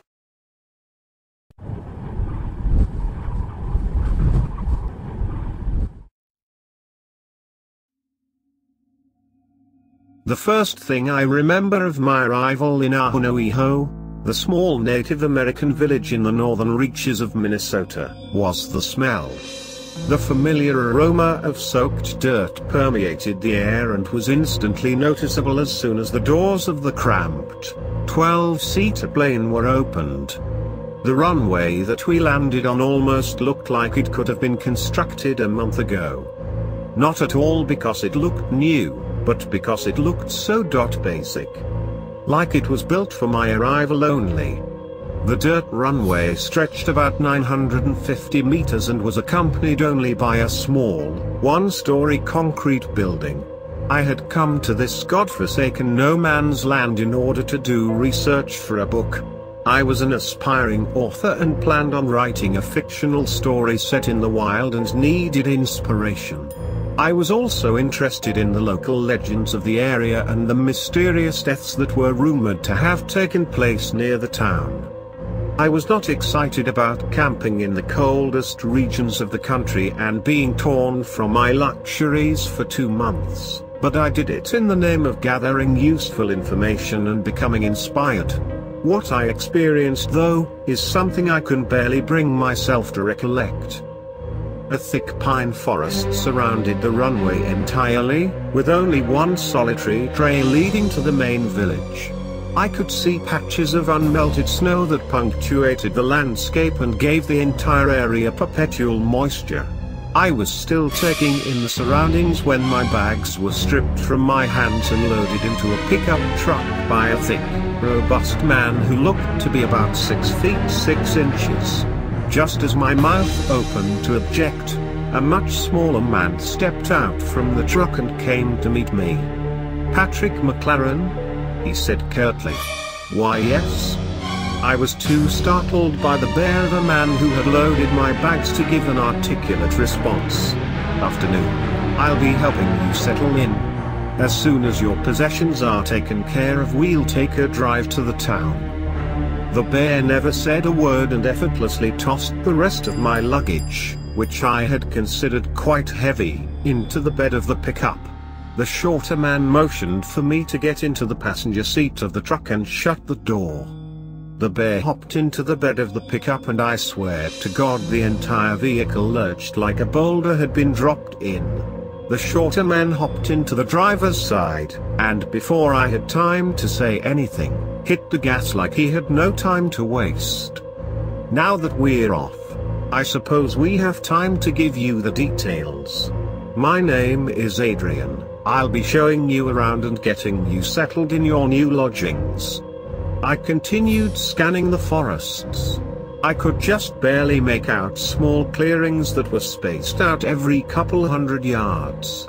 "All right," I responded. "Hey, how did you know my name?" I stopped. Something had just briefly flashed through my peripheral vision. As I turned to look, I was greeted with the same comforting but somehow menacing pines. "Your name? Easy. You're the only one who's come here in weeks. We don't get many tourists around these parts." There was only one name on the ledger and only one man on the plane. I put 2 and 2 together. This left me unsettled, but it made sense. The town is secluded and had little to offer a normal person. We soon arrived at Ahunoiho and I was checked into the inn. My room was a loft on the 2nd floor and every item in it seemed to be cloaked in a thin layer of dust. Oh well, I thought, I'll only be staying here for one night. I was brought down to the lobby to meet my guide, the man I'd be sharing a tent with for a month. "Patrick," the short man said, "this is Abraham. He'll be your guide in the wilderness and he'll give you an insight to the more in-depth aspects of our culture." I extended a hand, which he firmly shook. "Nice to meet you," Abraham said with a nearly expressionless face. "Well then. Now that the introductions are over, I'd say you both better get a good night's sleep. You'll need it." The frigid morning air chilled me to the core. Even under 3 layers I was shivering and could barely feel my nose. Abe and I set out on a small trail and walked for about an hour before we got to our campsite. Something wasn't right. My guide seemed tense. Overly so. Constantly whipping his head to face something that I never could see, never letting his guard down. Our campsite was in the middle of a large clearing next to a half-frozen lake. I didn't like being in the dead center of the meadow. It made me feel so vulnerable. After the tent was pitched, I went on a short walk around the vicinity. I couldn't shake this feeling of being followed. This eerie veil hung over the very atmosphere of the place. Every time I was sure something would be behind me, I would turn to find absolutely nothing. Yet every time I tried focusing on the beautiful scenery, the more haunting it became. By nightfall, I was already regretting this trip. In addition to the lingering paranoia, winds had picked up. Not strong, but just enough to make the hairs on the back of your neck stand upright. We made a fire and cooked some beans in a pot, but whenever I finally felt relaxed, I'd see something that would make my blood run cold. A figure just barely visible darting into the forest, a twig snapping a few yards behind me. Just something that would put me on edge again. Abe and I climbed back into the tent and bundled ourselves into sleeping bags. It felt good to be out of the open, but the sobering reality that the only thing separating me from the outside was a thin piece of fabric settled in as well. I fell asleep surprisingly soon but was woken up by the wind. It was no longer an eerie breeze, but a vehement, blustering storm. The tent was flapping and shaking wildly, and I could hear the trees and grass swaying and rustling violently. I tried to ignore it and buried myself in my sleeping bag, but several minutes later, I heard something that guaranteed me no sleep for the rest of the night. I could hear the wind calling something. The only way I recognized this was because the wind had a pattern. The whistling repeated in a way that was unmistakably a voice. After listening for several minutes I could make out what it was calling. Defago. I had no idea what it meant, but it sounded like a name. Defago. Report at. I could barely contain myself. I rolled onto my other side to face Abe. Do you fucking hear that? When I looked over at him, he was huddled in the corner of the tent, shaking, with his head buried in his knees. Abraham, what the hell is this? He didn't look up. Hey, you alright? What the fuck is going on? Still nothing. I moved toward him and touched his shoulder, which caused him to snap his head up at me, with a look of the most genuine terror I have ever seen. We have to go. Have to go now. Now. Have to go. We have to go now. He stammered. It's not safe. We have to go. As he said this he began to get up and move toward the tent flap. Stop. No. We are not going out there. I don't know what the hell is happening, but going out there is the last thing I am doing. He was not fazed by this whatsoever and continued crawling over me. As he reached for the zipper, I grabbed his arm. Abe. You cannot leave me out here. He continued to wrestle with the zipper and I grabbed his other shoulder and tried to keep him settled. He grew even more frantic and delivered a strong kick to my chest. I let go of him and fell back down to the tent floor. He opened the tent flap and ran off into the night. Are you insane? You can't leave me out here. I screamed out at him. I quickly lost sight of him. When I looked out into the night, I was stunned by what I saw. The air was still. The trees and grass were motionless. This is impossible, I thought. Seconds ago the entire tent was being ravaged by a windstorm. Even worse, the wind became silent. I heard screaming and identified it as Abe. It drew off into the distance and became inaudible. I wanted to cry. I zipped the tent flap up faster than I had ever done anything in my life and huddled in the corner, listening to the intense silence that hung over the outside. I awoke surprised. Not startled by anything, but surprised. Surprised that I somehow fell asleep, even while gripped by the most intense fear I have ever felt in my life. After making sure that there was nothing outside waiting for me, I gathered my courage and stepped outside. The morning air was crisp and as freezing as ever. My mission was to make it back to Ahunoiho. I didn't bother getting the tent. I simply did not care. All I grabbed was my knife, a jacket, and a few granola bars before heading out. I noticed that, in the patches of snow, there were footprints. At first, resembling human footsteps, but then becoming distorted. They became longer, more stretched out. After a while, I was sure that they were not footprints coming from a human, not even an animal. The longest set of these prints I saw was roughly 5 feet. In fact, my own imagination couldn't create a monster with feet of this caliber. Then it dawned on me. They weren't footprints. I mean, they were at first. I could see the pattern of the bottom of Abe's boots imprinted in the snow. But the long ones? Absolutely not. No, they were drag marks. The long tracks in the snow were evidence of Abraham's futile resistance of being pulled and dragged by something. Oh my God, I whispered to myself. I sprinted out of the meadow with a pace that would rival Olympic. I turned what was once an hour-long hike into a 35-minute dash. I wanted to throw my guts up by the time I reached the village. I was greeted by several caring townspeople and was escorted to the local tavern for some hot food and a drink. An older native of the town sat down with me and listened to my account of the events. I swear to God, my life, and every dead ancestor I have ever had, that what I am saying is true. I expected skepticism but received genuine concern from the man. I think this may have troubled me even more. I see. He responded. To the name. What was the name being called? I tried to recollect what I had heard. I don't know. Diff something? Duffago. Duffago. That's it. The look on the man's face told a story on its own. Why? Does that mean something? Is it important at all? The man remained silent for a few seconds before responding. Duffago. Was a prominent hunter. He lived many years ago. Before I was born. One night, he never returned. The same night, a horrible storm came over the entire region.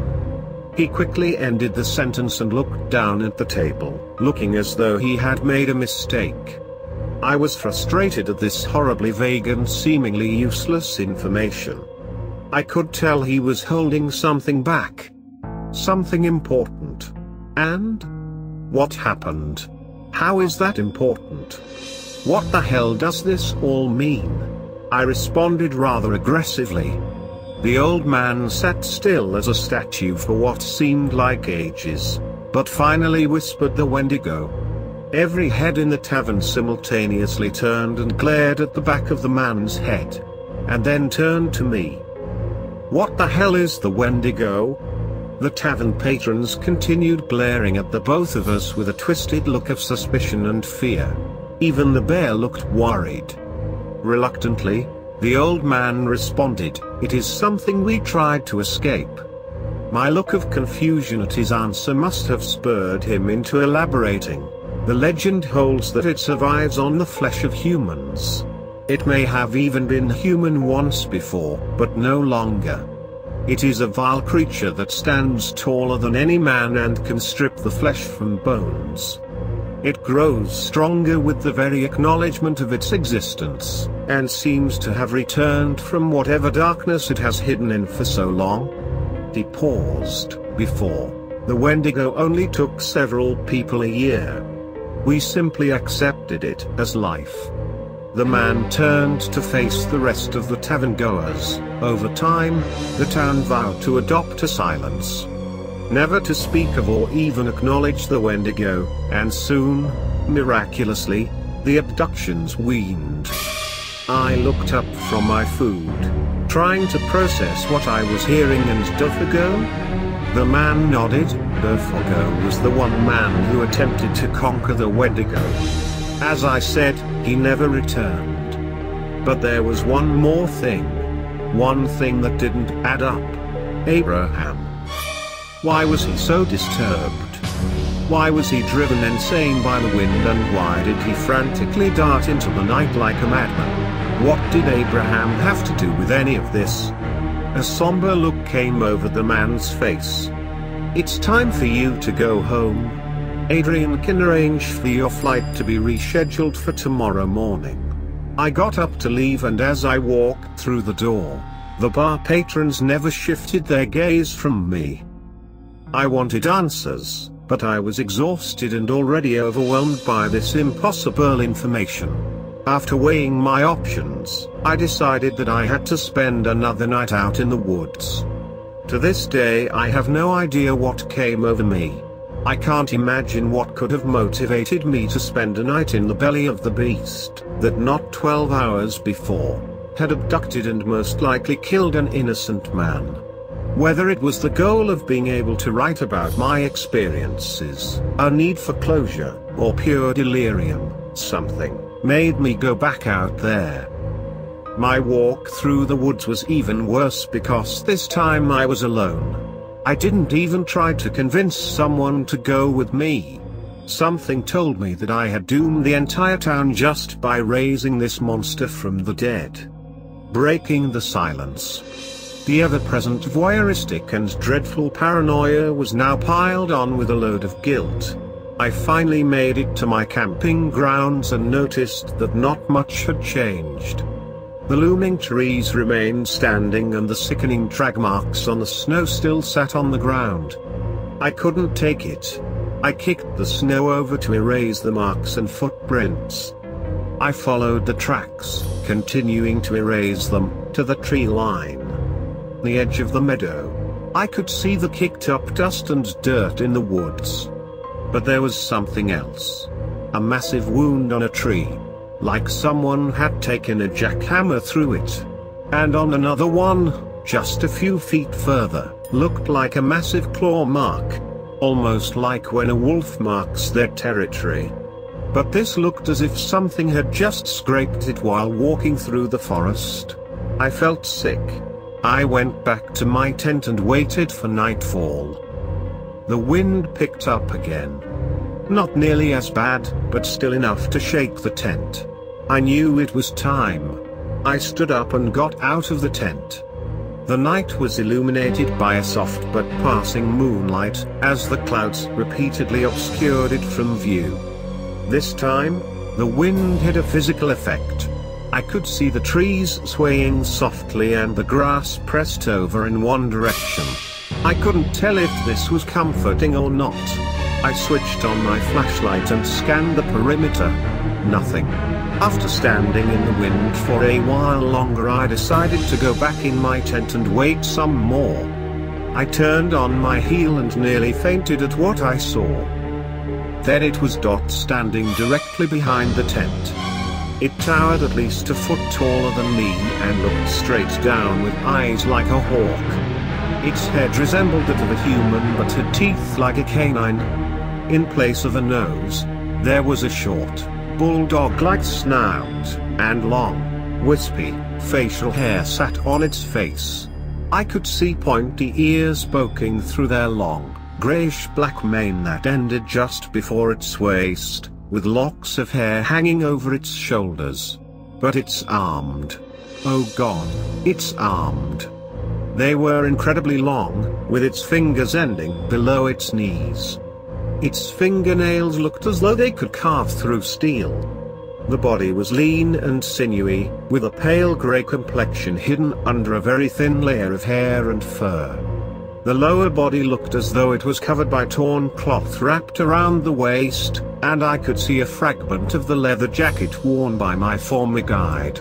I knew what it was. There was no mistaking it. It was what I was told of, warned of. It was the Wendigo. My voice was lost. I could barely breathe, let alone form a coherent thought. I didn't know what to do. I took half a step back, but before my foot even touched the ground, it suddenly crouched and leapt over the tent on all fours, knocking into me and ripping through my side with its massive talons. I scrambled to get away and began to frantically crawl towards the tree line. Violently snarling, it grabbed my leg and pulled me back at least 5 feet. My God, its strength was incredible. I was nearly lifted off the ground by the force. I rolled onto my back and met its game yet again. I could see its hot breath steaming out of its nose in the cold night air. It let out a blood-curdling screech and pounced for me.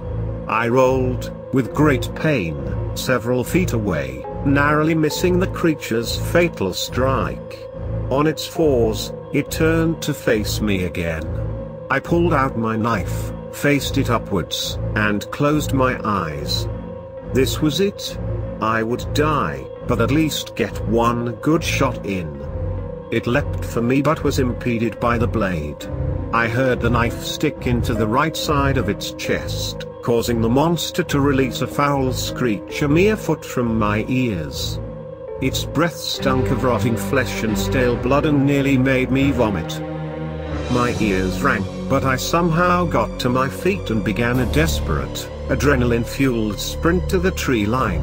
As my hearing returned, I listened to the monster snarling with anger behind me. I hoped against hope that it hadn't begun to chase after me. If it did, I was done for. I made it to the edge of the forest and dodged several of the massive pines while continuing to hold my bleeding abdomen. I could make out the trail in the dim moonlight and summed up all the strength I had to make it there. I never slowed my pace, for fear that if I let up for even a second, I'd be back in the arms of the beast. I ran out onto the trail and was instantly assaulted by a blinding light and a force that felt as if an elephant had rammed into me. Before I knew it, I was flying and landed with a thud onto the dirt road. I opened my eyes and saw 3 figures. 2 of them were natives of Ahonoiho, stepping out the truck they had just hit me with. The other was the Wendigo. It was standing silhouetted against the moon at the edge of the dirt path opposite of me. It ripped the knife out from its chest and dropped it on the ground with almost an air of arrogance. I tried to get to my feet but felt fiery, staggering pain in my left leg. One of the men helped me get to my feet and practically dragged me to the vehicle and tossed me into the truck bed like I was a sack of potatoes. The force of landing on my broken leg brought tears to my eyes, but I was just too relieved to care. The man who brought me to the truck was the bear. I didn't have to see his face to know who that body and personality belonged to. The other man stood in terror in front of the monster, raising a pistol before him. Before he could pull the trigger, the Wendigo grabbed the man's leg and dragged him off into the woods. I could hear screaming, and the sound of boots scraping against earth and snow. I don't remember what happened after that. I woke up in a hospital in Minneapolis, where a pretty nurse told me in a comforting voice that I was brought here by helicopter after a man found me on a trail. Apparently, I was attacked by a bear on a rock climbing expedition. I knew it was completely untrue, but I just nodded my head and on the pillow. Now I'm here, many years later, with a family of my own. I realized I could never publish what I saw in a book. If it really does grow strong with the belief of its existence, I just couldn't. Who knows what I've doomed Ahonoiho to after going hunting for this thing? Generations of torment from the Wendigo? I don't know. Writing this here, putting it on this site gives me closure in a way. Just letting it out and being able to tell my story helps. At least here no one will take it seriously. I learned just a few years ago, after researching the small town, that Dufago, the hunter, was Abraham's great-grandfather, and that Abraham's own daughter was taken by the Wendigo 10 years before I arrived in the town. I felt bad that he died in the way he did, but maybe now he's with her somewhere. I like to think that some people can move on from traumatic events. I guess in a way I have. I still get paranoid when the wind picks up. I can't stand going on camping trips, and to this day, on some nights, I swear I can still hear the wind calling my name.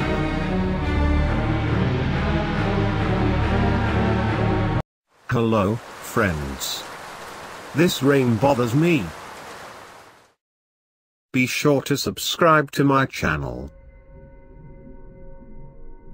Recently, a few months ago, I moved into a new house in the mountains. It's almost always cold and I'm surrounded by woods, but I like it as it's easy to do my job in isolation, with little distractions. I sell paintings and am paid a small monthly check to write poems for a magazine that is both online and physical. The new surroundings have given me all sorts of inspiration both for writing and painting. The strange occurrences started about a week into me living here. More and more frequently I'd find dead animals nearby. Not really gored or anything, just dead rabbits, birds, and the occasional fox. It freaked me out, but I just assumed a predator of sorts was showing off because they felt threatened by me. I decided to always carry around a gun and a taser, just to be safe.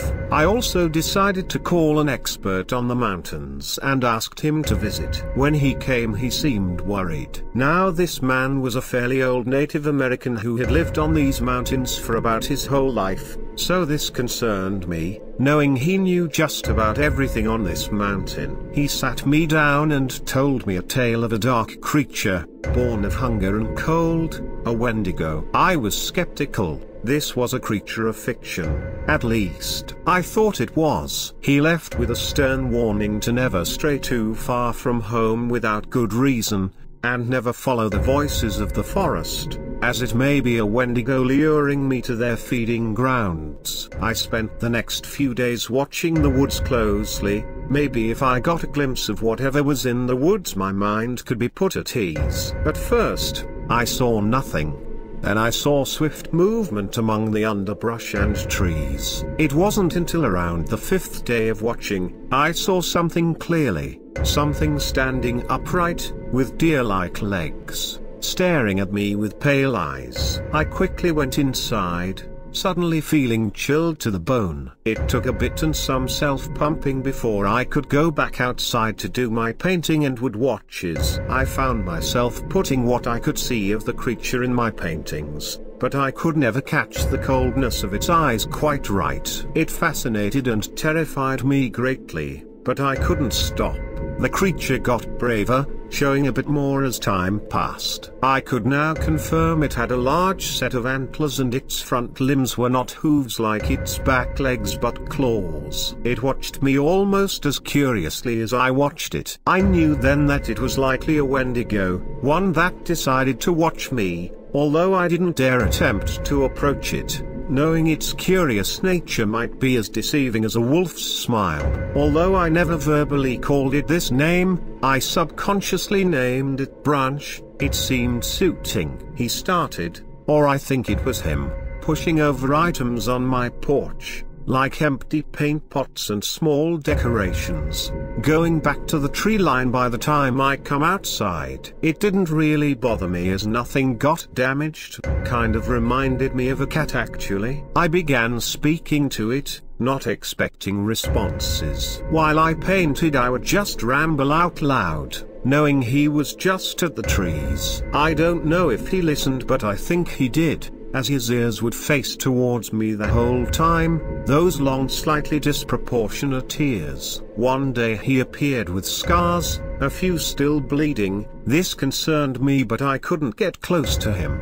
He was an injured animal and would even more likely attack me if I got close. After a few days they healed to pale marks on his skin. This happened a few times but I learned to ignore it. This routine went on for a good while. I watched him. He watched me, but we kept our distance, but that changed yesterday. He approached me, and I didn't even notice until I saw his shadow. I looked up and saw shaggy black fur that smelled like rotting meat. I could see his cold empty eyes so clearly now. They were genuinely curious but hungry. I didn't move. I froze up. I didn't even shiver. After what seemed like an eternity, he turned and headed towards the trees. I didn't dare move until he disappeared among the trees. I went inside and called the man that warned me of them.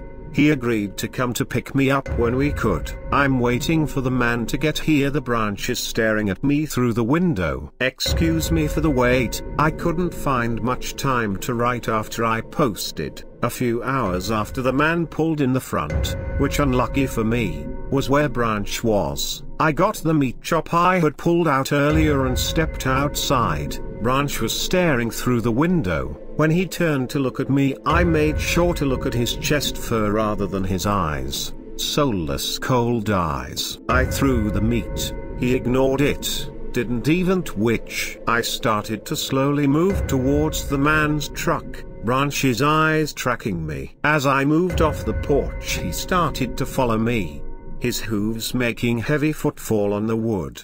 His eyes never left me as I slowly made my way to the car. He slowly followed, staying 3 feet away, no more no less. When I finally made it in, he was still staring, with those cold empty eyes. The man slowly pulled out and started down the long mountain trail. He started muttering about how I shouldn't have let it get this far, as well as other colorful words and terms. Right now I'm at his cottage at the base of the mountain. I'm still shaken and I don't know if I want to risk going back. His wife is lovely and treats me well, as far as guests go, but I know I'll have to leave soon. The man explained that the Wendigo was one well known on the mountain, known for only attacking young females, always leaving the head intact. Now, this is only semi-relevant, as I am a man. But he can't explain why he's taken a sudden interest in me. Maybe he's contemplating eating me. In a few hours, he's taking me back. He's given me food, a gun, several rounds, and a blowtorch. I got home an hour ago. The branch wasn't there, but my porch looked like a tornado passed, and I think there's shit by the doorstep. I quickly went inside and locked the doors to the windows. I don't think he knows I'm back yet, and I don't want him to know. It's been a few hours and no sign of him. I don't want to go outside to tidy up my porch. I'm too scared to. It's hard to swallow the sandwich I made because of the tension I'm feeling, but I have to eat. I think I'm gonna take a nap after I finish it. He's here. He's staring into the windows and making distorted huffs and brays, occasionally stamping his hooves on the porch. He can't see me right now cause I'm behind the couch. He sounds angry. He's started banging his antlers on the glass. He's trying to fucking break it. It's starting to crack. The glass shattered. My heart is pounding. My ears are ringing. I can smell the rotten meat he reeks of. He crawled in through the window. I think he can smell me. He's started knocking over random things, but I'm frozen. I can't bring myself to peek. I might try to make a run for it, or I'll have to wait it out. He just went down the hall. I'm gonna go out the front and run. I don't know how far I ran, but the sun went down by the time I stopped and the temp is definitely below freezing. Luckily I was already wearing a heavy coat, and I found a small overhang. Will rest, hopefully. He doesn't find me. I woke up, but it's still dark out. It's only 12. I slept 3 hours. I'm shivering like crazy, but the overhang helps a little, blocking the wind. The forest seems still. Nothing is stirring, not even the owls are hooting. I'm gonna go back to sleep. Hopefully, it's light out when I wake up this time. I woke up an hour or so ago and started walking towards the base of the mountain. My limbs feel numb, but the movement has helped. The forest is still eerily quiet, and I keep finding blood puddles and tufts of fur. I think the branch threw a massive tantrum. I need to find a house with people in it. Safety in numbers. I didn't bring the gun. I know, I'm stupid, but I just wanted away from him. I started running again. I heard what sounded like hooves and I swear I smelled rotting flesh again. If he catches me on his turf, I'm honestly fair game to kill, even if I'm not his preferred food. I found a field of corpses, deer, bears, rabbits, wolves, birds, dead animals everywhere. I quickly went around it, holding my breath, trying not to puke. I guess that's why the forest was so quiet. He killed all the animals in a fit, like a violent child throwing a tantrum, a child that could easily rip out my throat and cave in my ribcage and skull. I'm seriously hoping he isn't following me. I can see houses. I think I found one of those retreats for monks or whatever who take vows of silence. I'm gonna see if they can help me. So, good news. They happily let me into a living area where I could warm up and provided food and a warm drink. I think it's just milk. They contacted someone and wrote me a note saying that someone would be coming for me to take me off the mountain. A few decided to be curious, so I explained what happened. A few wrote me off, but others gave me scared, shocked looks. They've taken me to the bedroom and communicated that I can sleep until the person coming to get me actually gets here. When he does, I'm not going back. My things can stay there, as can Branch. I'll find somewhere else to live, like an apartment, in a city, with people. I was able to sleep a few hours before the guy came. I told him to just take me to the nearest town. I'm outside a motel right now, slowly making calls and arrangements. I'm never going back to that place, with that thing, ever.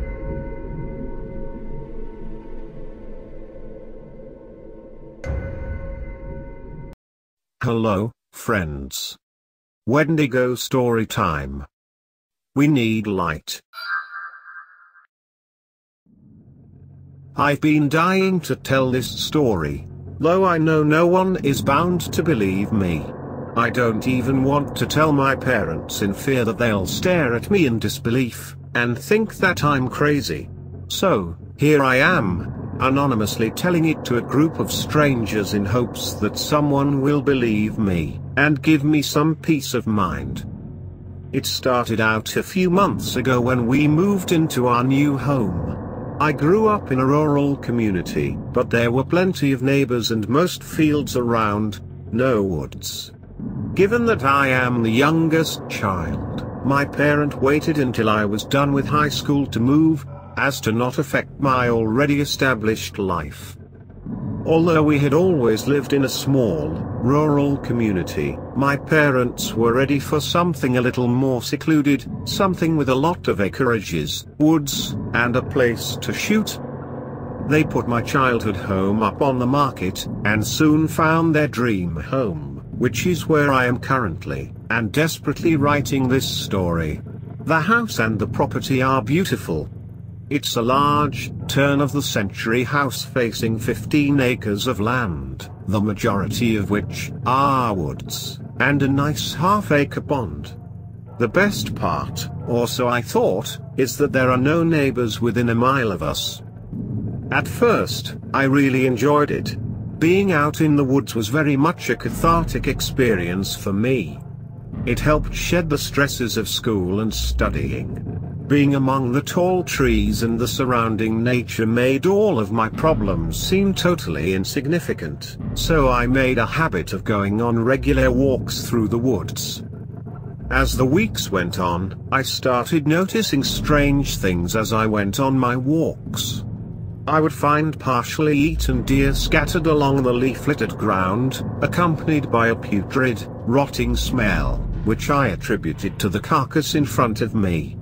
At first, I thought nothing of it. It was probably coyotes, I would tell myself.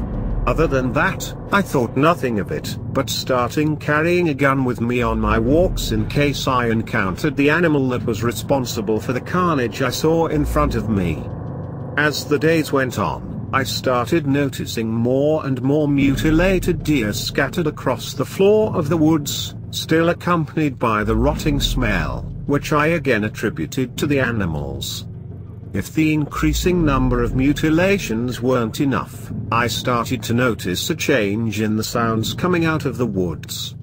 What was once a cacophony of sounds was now mostly dead silence, minus the low, guttural growl that seemed to be becoming more prevalent, more pronounced, and more insidious each day. By this point, I had stopped going on my little walks. Gun or no gun, I didn't want to risk the chances of facing whatever was causing these events. That being said, my curiosity eventually got the best of me one night as I heard its growls. I decided that I was going to go get a trail cam, and set it up out in the woods the following day, in hopes of finally seeing what was out there. The next evening, after work, I gathered up what little courage I had left, and, camera in hand, went walking out into the very woods I had promised myself I would stay out of. I never did get to set up the trail cam. I lost it somewhere in the woods while I'll be in a panic, running for my life. I made it about 100 yards past the tree lines into the woods, where I decided to stop and set up the camera. I thought it was a good place to set it up, and, quite frankly, I was too scared to go any further.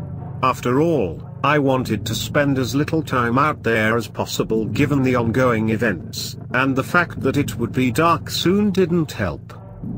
Already on edge, every creak of the wood, and every crunch in the leaves sent me into a panic. Rushing to set the camera up, I drop it, sending it to the leaf-ridden ground with a thud. Murmuring under my breath, cursing myself for being out there, I bent down to pick the camera up, when I started to smell that putrid smell of rotting flesh again. I carefully looked around, checking my surroundings to see if anything was out there. I could feel something watching me, but I couldn't see anything. Just as I was finishing picking my supplies off of the ground, I heard that low, guttural growl again, as well as the snap of a branch to my right. I quickly turn, seeing a human-like creature standing there, staring at me. I was completely frozen with fear. It had human features, standing on two legs, and it had feet and hands. The two things that threw me off, however, was the fact that its skin was charred black, as if it had been burnt in a fire, and, most disturbingly, it had no upper or lower lips. Although mostly bald, a few thin, straggling hairs stuck every which way out of its scalp. Its sharp teeth were hanging out like hypodermic needles. With the absence of lips, its raw, red gums hung out in the open. Thick strings of what appeared to be saliva dripped off of its chin in a persistent stream. For one single, brief moment, the world around me seemed to stop. I quickly went through options on what to do. There were really only two viable options: either stay exactly how I was, and get attacked, and most likely killed by this thing, or I could get the fuck out of there. I chose the latter. I quickly scrambled to my feet and ran as fast as I could, throwing my camera, in vain, at the creature behind me. In the chaos of what had just occurred, I found myself to be momentarily lost after running in what I thought was the right direction for what felt like 20 minutes, but I'm sure was only 30 seconds. Looking around and not seeing the spawn of hell that I had just encountered, I stopped to collect myself, and try to find the way back to the house. I finally decided on the general direction in which I should head when I heard a commotion that almost sounded like a horse pounding its hooves on the dirt. I looked behind me and saw that thing, whatever it was, running at me on all fours, mucus-like spit flying out of the corners of its mouth, like a rabid dog. I ran as quickly as I possibly could without daring to look behind me. Although I would not look at it, I could hear it galloping behind me, and smell its rotting flesh. Tears ran down my eyes, as I thought that there was no way possible to make it out of the woods alive when I finally saw the lights of my house out of the clearing. Using what little adrenaline I had left to sprint the 200 yards or so to my back porch, I quickly opened the door and slammed it shut, not daring to look out the window. It's been about a month now since that happened. I haven't told anyone, and I will not dare to go back out in those woods. I've been doing a lot of research to see if I could find any clues as to what that thing might have been. I've exhausted myself, but I think I may have come to a conclusion. The closest thing I could find was possibly a skinwalker. I know my sighting doesn't entirely match up with the stories I've heard, but it's the closest thing I've found. Any suggestions on what it might be would be greatly appreciated. Hello, friends. How do you know if there is a dinosaur in your refrigerator? The door won't shut. Be sure to subscribe to my channel. Her legs are weird. My 4-year-old daughter, Mia, whimpered to me as I tucked her in for the 3rd time that night. I picked her teddy off the floor and put him under the covers next to her. After she was tucked in comfortably, I switched on her closet light and opened the door.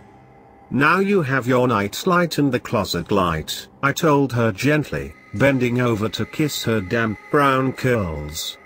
Mia could never sleep without her night light. She was terrified of the dark.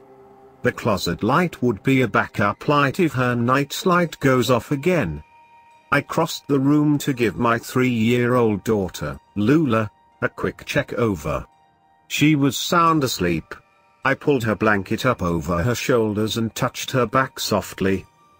"Mommy?" I heard Mia whisper. I turned to face her, and to my dismay, her nightlight was off again.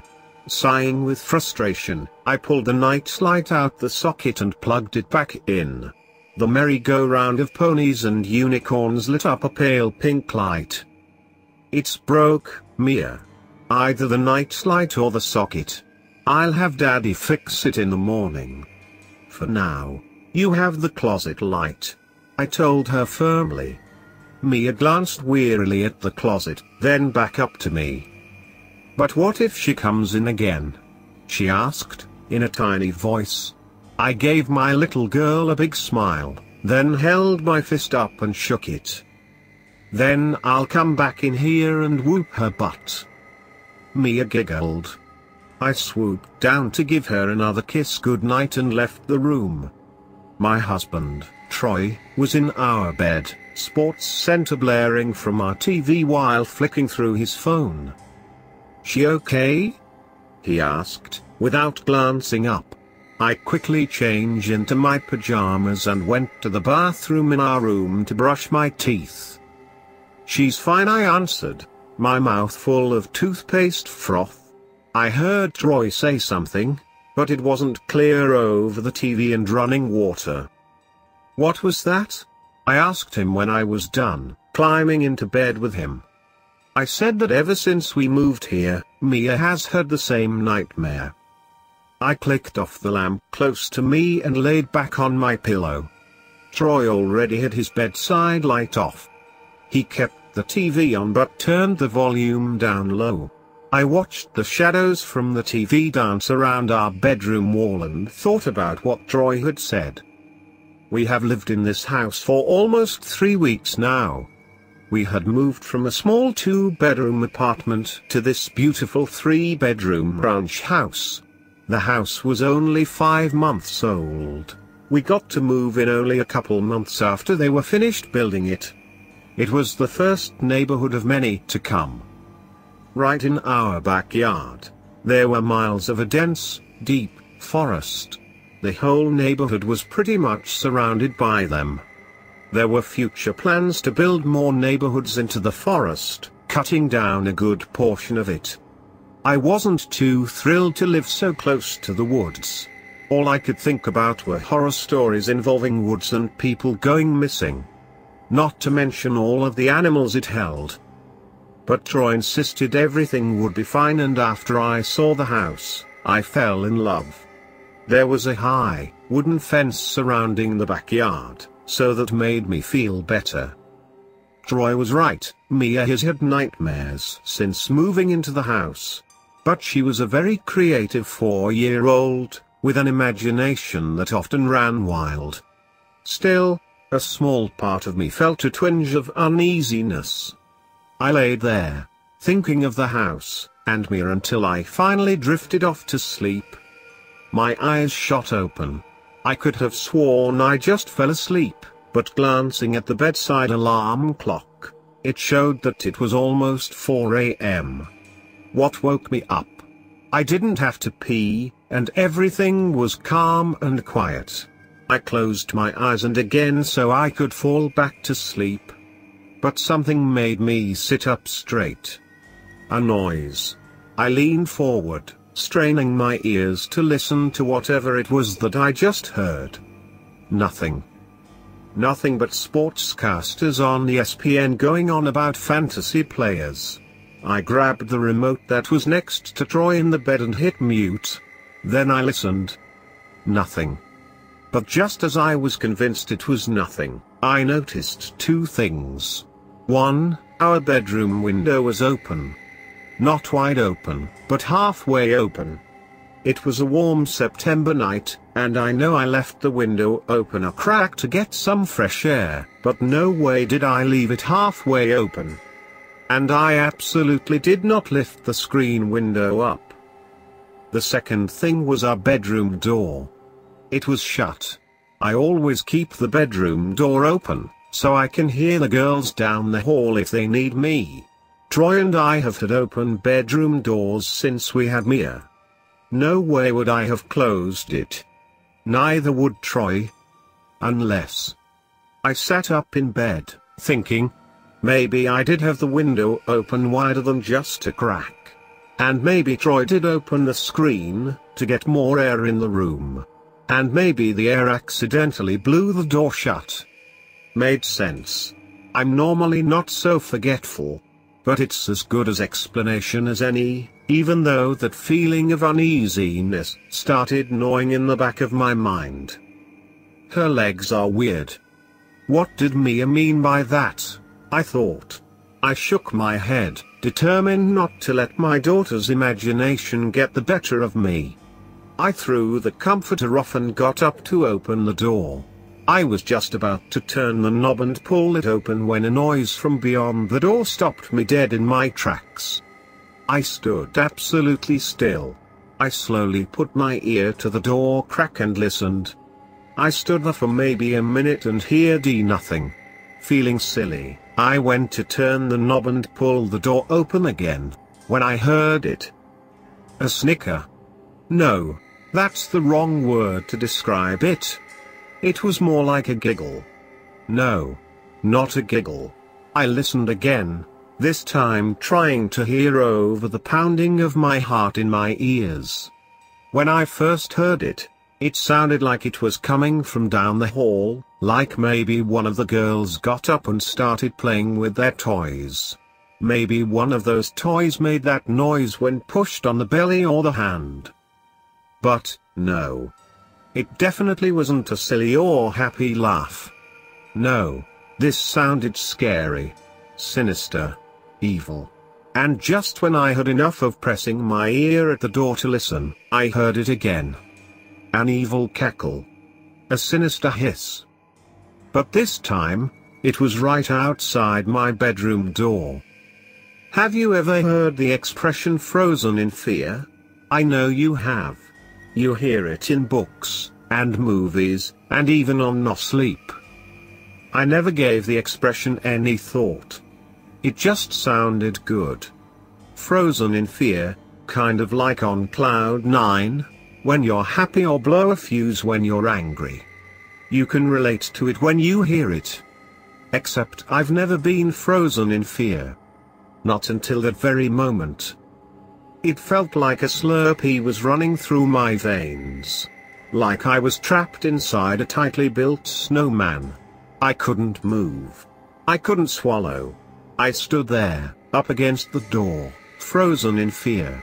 My heart was pounding so hard that I struggled to make out what the sportscasters were arguing about on TV. To listen to Troy snore. To hear the water slowly dripping from the sink. But all I could hear was the thudding of my heart. Until another sound assaulted my ears. It wasn't the evil cackle this time or the snake-like hiss.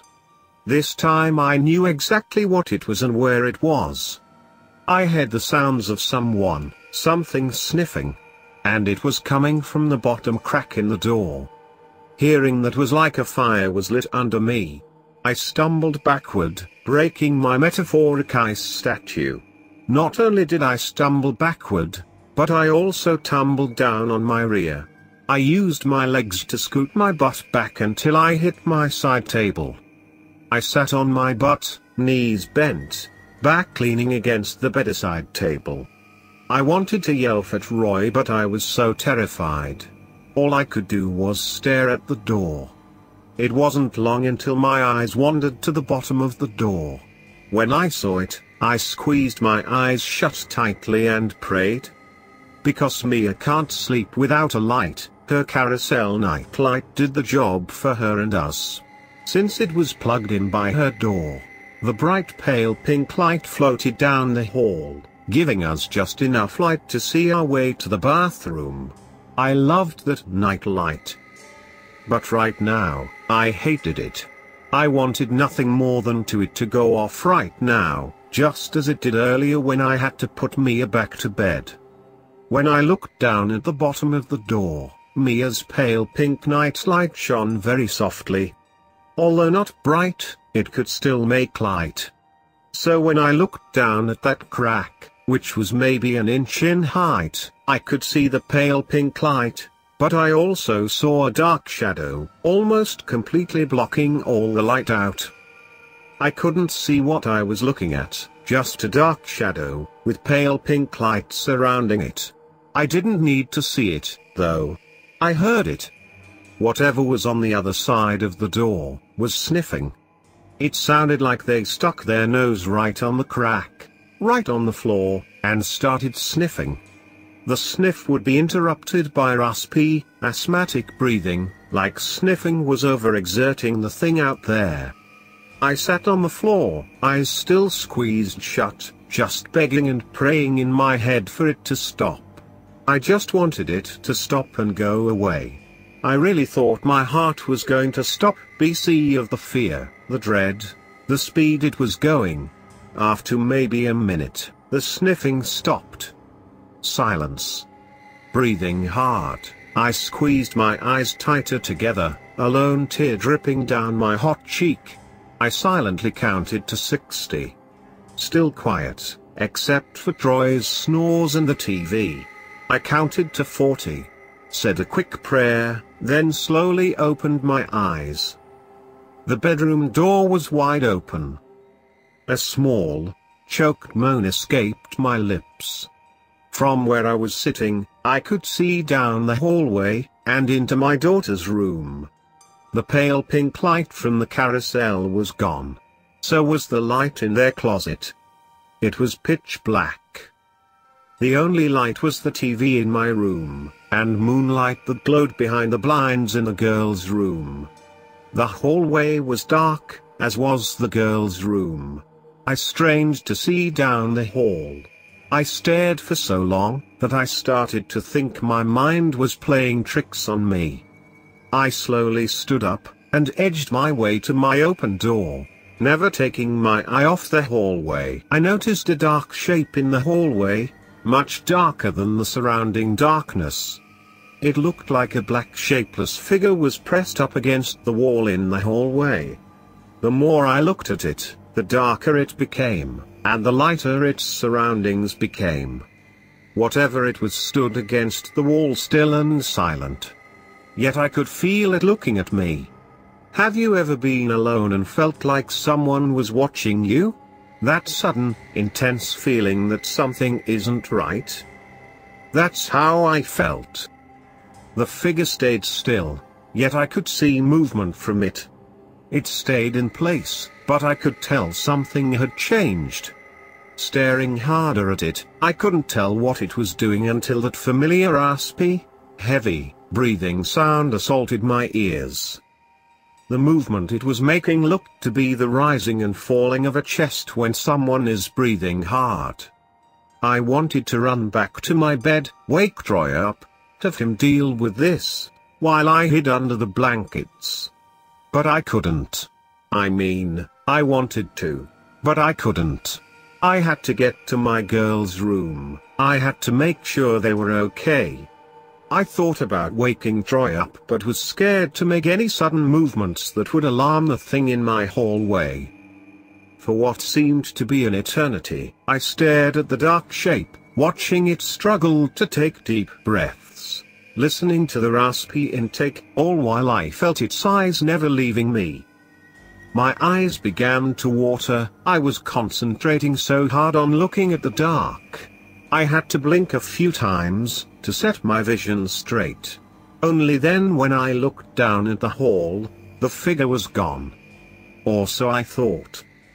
It apparently slid down the wall, its body laying flat on the floor. I couldn't tell what the hell it was doing. I didn't know if it was facing me now or the girl's room. Just as I started to attempt to make out what it was doing, I noticed a pale light starting to stream into my room and the window in the hallway bathroom. The sun was starting to rise. Because the bathroom door was open, the early morning sunlight hit right into the hallway, giving me a better view. The thing was still laying flat on the floor when all of a sudden, it started to move.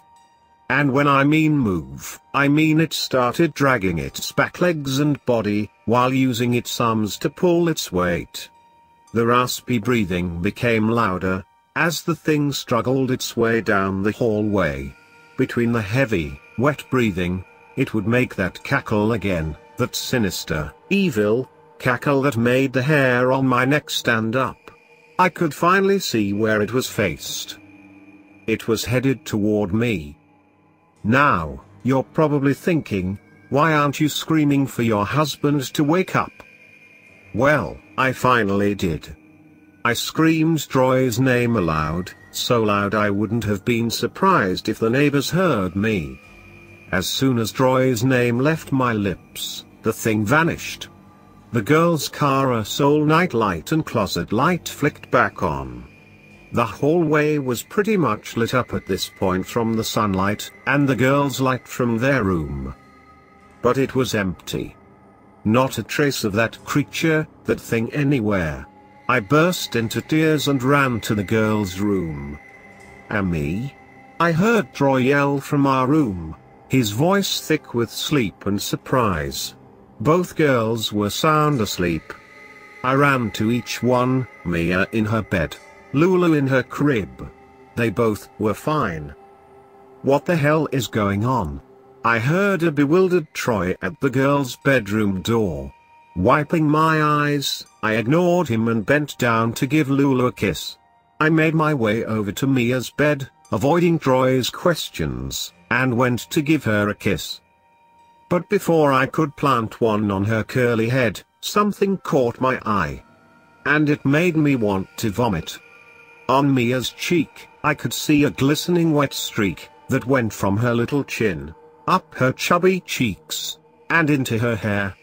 Her beautiful curls were damp with what appeared to be saliva. That thing licked my daughter while she slept. A small moan escaped my lips, and the next thing I knew, I fainted to the floor. A week has passed, the worst week of my life. I haven't gotten any sleep since before that night. I've camped out in the girl's bedroom every night, forcing myself to stay awake. During the day, when Troy was at work, and Mia was at school, I'd catch a couple of hours of sleep on the couch while Lula took her nap in the playpen right next to me, or I'd doze off while Lula was playing or watching her shows. I am constantly on alert. Troy thinks I lost my mind. He insists I had a very life like a nightmare, even printing out papers on sleep paralysis for me to read. But I refused to listen. I know what I saw was real. I know my daughter's face and hair were drenched with those things' saliva. He asks me every night if I'd come into bed with him, but I would refuse, making up a bed with blankets and pillows on the girls' floor, between both of their beds. I'd stay up reading all night, but my mind was never focused on the story. I was always looking around, shining my phone's flashlight around the room, trying to listen to every and anything. But nothing happened. Well, nothing big. Sometimes during the day, I would be in the living room with Lula. and swear I could hear something upstairs, dragging its mangled body up and down the hallway. Sometimes in the shower, right after turning the water off, I could hear low murmuring, like as if someone was repeating the same sentence over and over, and getting faster and faster, right next to me, behind the shower curtain. When I would throw the curtain open, nothing was there. Another time I was cooking dinner, Troy and the girls were out back playing on the swing set. As I'd stir the spaghetti sauce, I'd see a head peeking around the kitchen doorway. Nobody, just a head, as if it was hiding its body behind the wall, and looking in the kitchen with its head. When I'd turn around to the doorway, nothing was there. So while nothing has happened, I definitely know whatever it is hasn't left. It was a Thursday afternoon. Troy was coming home early today and would be picking me up on his way home. Lula was playing with her tea set and dolls while I read a book on the couch. I glanced at the clock and saw Troy and Mia would be home in an hour. I settled back into the couch and continued my book. I guess I had gotten too comfortable, and I've been so exhausted from standing watch all week, I ended up drifting off to sleep. When I woke up, it was dark. I sat up to get my bearings together when I immediately noticed I was in my bed. I looked over and saw Troy asleep next to me. I then glanced at the alarm clock, and the bright red numbers said it was 3:16 a.m. Shit! I cried out, throwing the comforter off of me. I was angry. And upset. And I felt guilty. What if something happened to my girls and I wasn't there to help? How could Troy do this? He must have carried me up to bed. Since I haven't gotten any sleep, I was completely knocked out. But he knew that I didn't want the girls alone. I made my way out of my room and headed down the hall to the girls' room. My eyes were adjusting to the dark, and there must have been a full moon because the moonlight from the hallway bathroom window streamed a light blue into the hallway. Just as I got to the bathroom, I quickly noticed the girls' bedroom door was shut. A small moan escaped my lips. We didn't shut the girls' bedroom door, especially at bedtime. Troy knows this. The girls liked the door open, so they felt like we were right there with them. They wouldn't have shut it. I crept up to the door, my heart threatening to pound out my chest. Quietly, I put my ear to the door.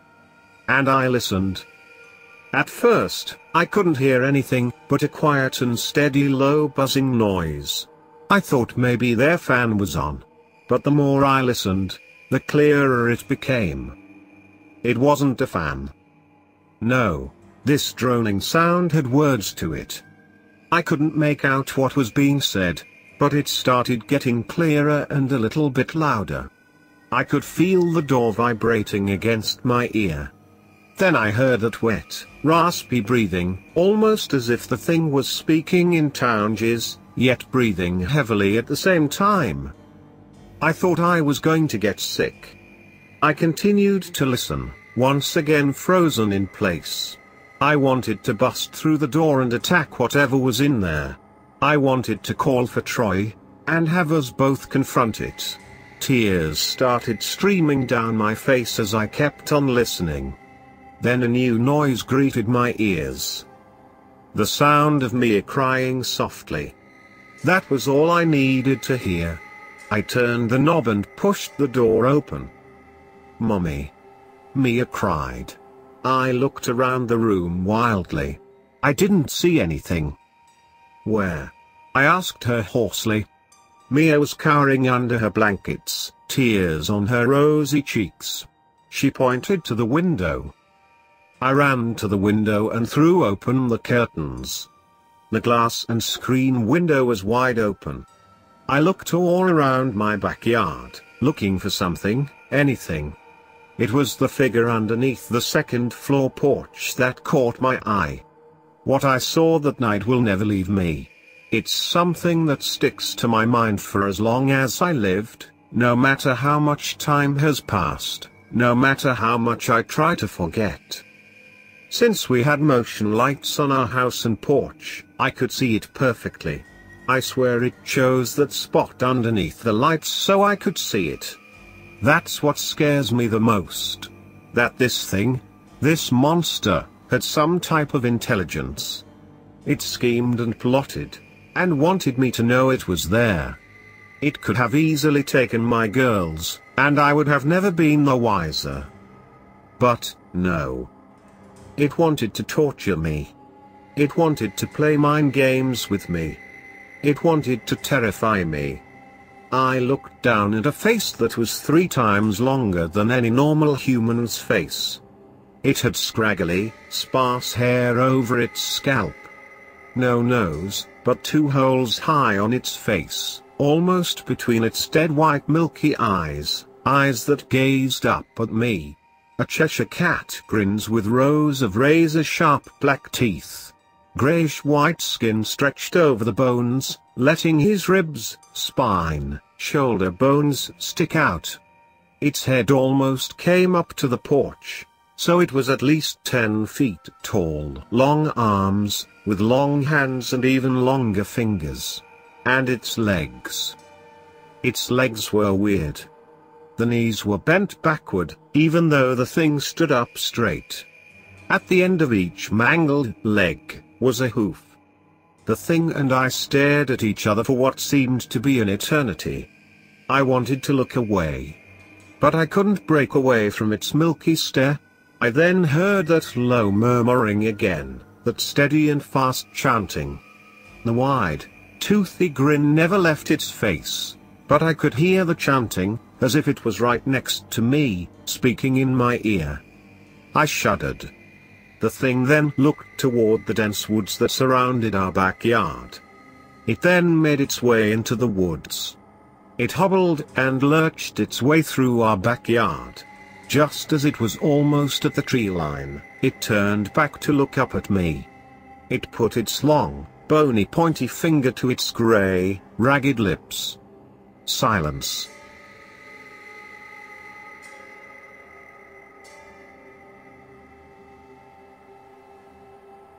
Hello, my scary friends. Don't forget to like video and subscribe to my channel.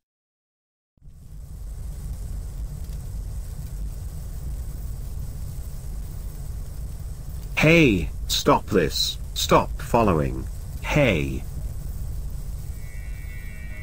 A gaunt frame carries the tatters of the remaining humans of the Wendigo. His antlered head droops as his feral eyes shoot around, looking for his next victim. In life, the Wendigo had been greedy and sinful. In some legends, it was said that the crime for which a man is made into a Wendigo is the act of cannibalism. Stories tell of tribes and villages who turned to cannibalism in times of famine, a few members of the tribe saving themselves from starvation, yet damning themselves to turn into these hellish creatures. This old fable echoed through his mind as he cut up what was left of his brother. We have been snowed in for weeks, he thought, and this is the only way. Had he intentionally killed his brother with the purpose of eating him, perhaps it would be different. But he hadn't, he thought, rather, he had done his best to save him. Neared the end of his brother's life, he was so sick that he could not even eat the little scraps they had left. It was only when the last bit of hope for him had gone that he decided to spare him from suffering any longer. In truth, he was made sick at the thought of eating the flesh and blood of his own flesh and blood. He did not die for this purpose, he repeated to himself. It was the fever, not I, that killed him. As he repeated this to himself, he continued to work. He spared nothing but the head, which he could not bear to look at and covered with cloth. He had loved his brother. If he didn't, why would he have given him such mercy and kept him from suffering? It was the sick truth that one of them must live through this storm. By any means necessary, he said. When the storm ended, if the storm ended, he would go into town and file a missing person report for his brother. He would tell them that he had gone out in the storm and never come back. Even if he told them that he did what he did out of necessity, they would not see it that way. They might execute him or, even worse, institutionalize him. It was a good thing that most of the evidence would disappear over the next few days. The first bite made him vomit. The second did, too. The third did not, but it was the heaviest of the bites and sat like a rock in his stomach. Not being able to get down anymore, he took a break and went up to the second story, which was now the only vantage point out of their cabin. The snow had stopped for now, but the clouds were hanging in the sky still. He knew it would be dark soon. He thought again about his brother and decided he needed to wait one more day before he tried to eat any more. As cold as it was, he wouldn't spoil. He felt a little sick again at thinking about someone he once knew in these terms, but it subsided.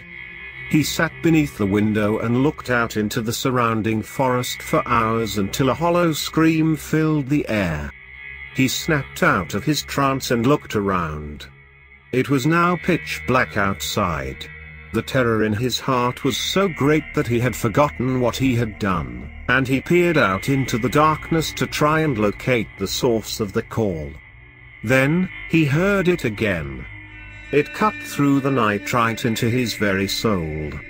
It was not a human scream, nor an animal one, nor any scream from this world. He likened it to the call of an elk, except that whatever was making it was clearly no elk. It was shrill, hollow, but at the same time resounding throughout the forest as it shot into his core.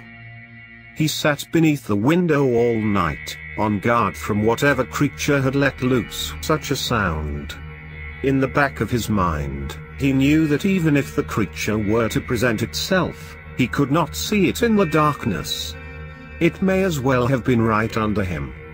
All at once, he realized it was now early in the morning. The light began to return, faintly glowing behind the fog. A shambling form emerged from the edge of the woods and slowly forced its way through the snow. He opened the frozen window to try and get a better picture through the mist. He could not make out many details, but as the form began to get closer he could see that it most resembled the shape of a man, save for two great antlers atop its head. It was terribly tall and thin, yet somehow could force its way through the snow with great strength.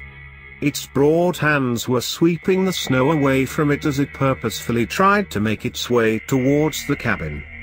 As soon as he realized the creature's path, he began to run down the stairs to board up the doors. He remembered, however, the immeasurable feet of snow that were between himself and the creature. He continued to watch as it got closer and closer. It was so close now that, were it to look up, it would surely see him. But it didn't.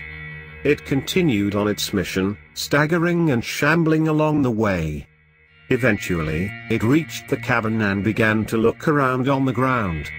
It was looking for something, surely, but it was unclear what.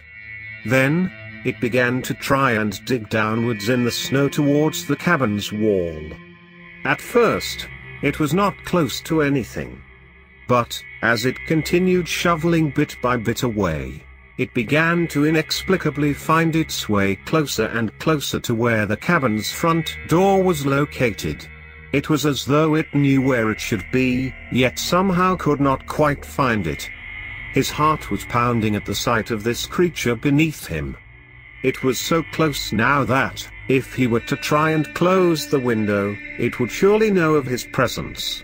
He could only sit and watch. He knew all too well what it's doing. It was trying to find a way in. It kept working, but as it continued to shovel, the surrounding snow would fall into place. Eventually, it grew frustrated and began to claw at its own skin, letting dark blood flow into the surrounding snow. He thought of how the blood had oozed just that way from his brother as he had cut him up and could not help but throw up. The creature's head shot up towards him. Now he could see its face. Or, where its face would have been. The antlers were poking out from a crude cloth-like mask. The only thing visible was its sunken, dead eyeballs and its mouth. Its lips were tattered like shredded rags and its teeth were all but gone.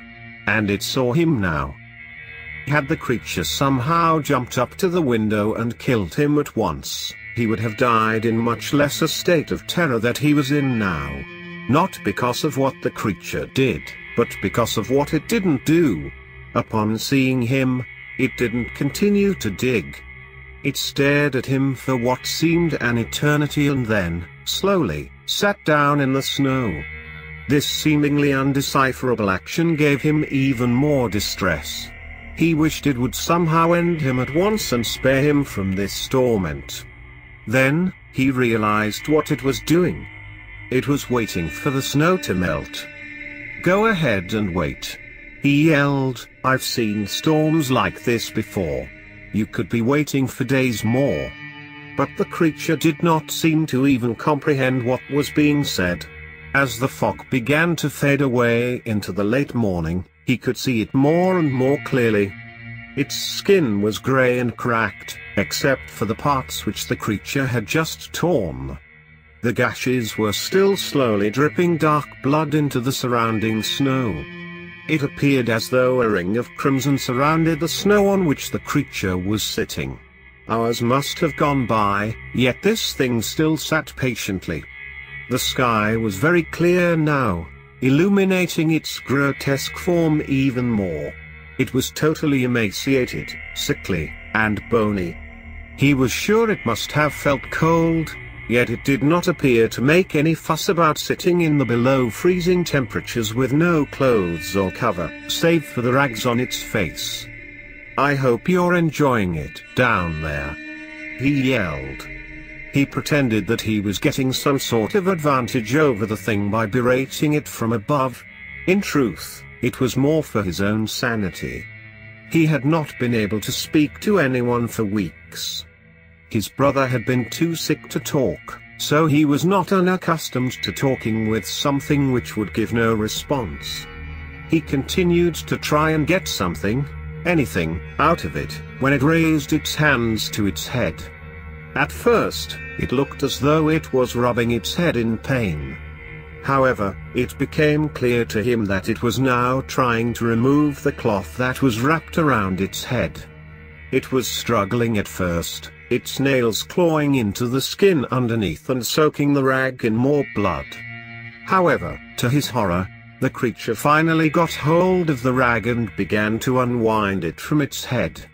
It twisted and unraveled the cloth, which seemed to be yards long at this point, until its face was finally visible in the sunlight. Upon seeing it, dread shot through him. It was not this creature's face. It was the face of his brother. Oh, God. He began to weep now.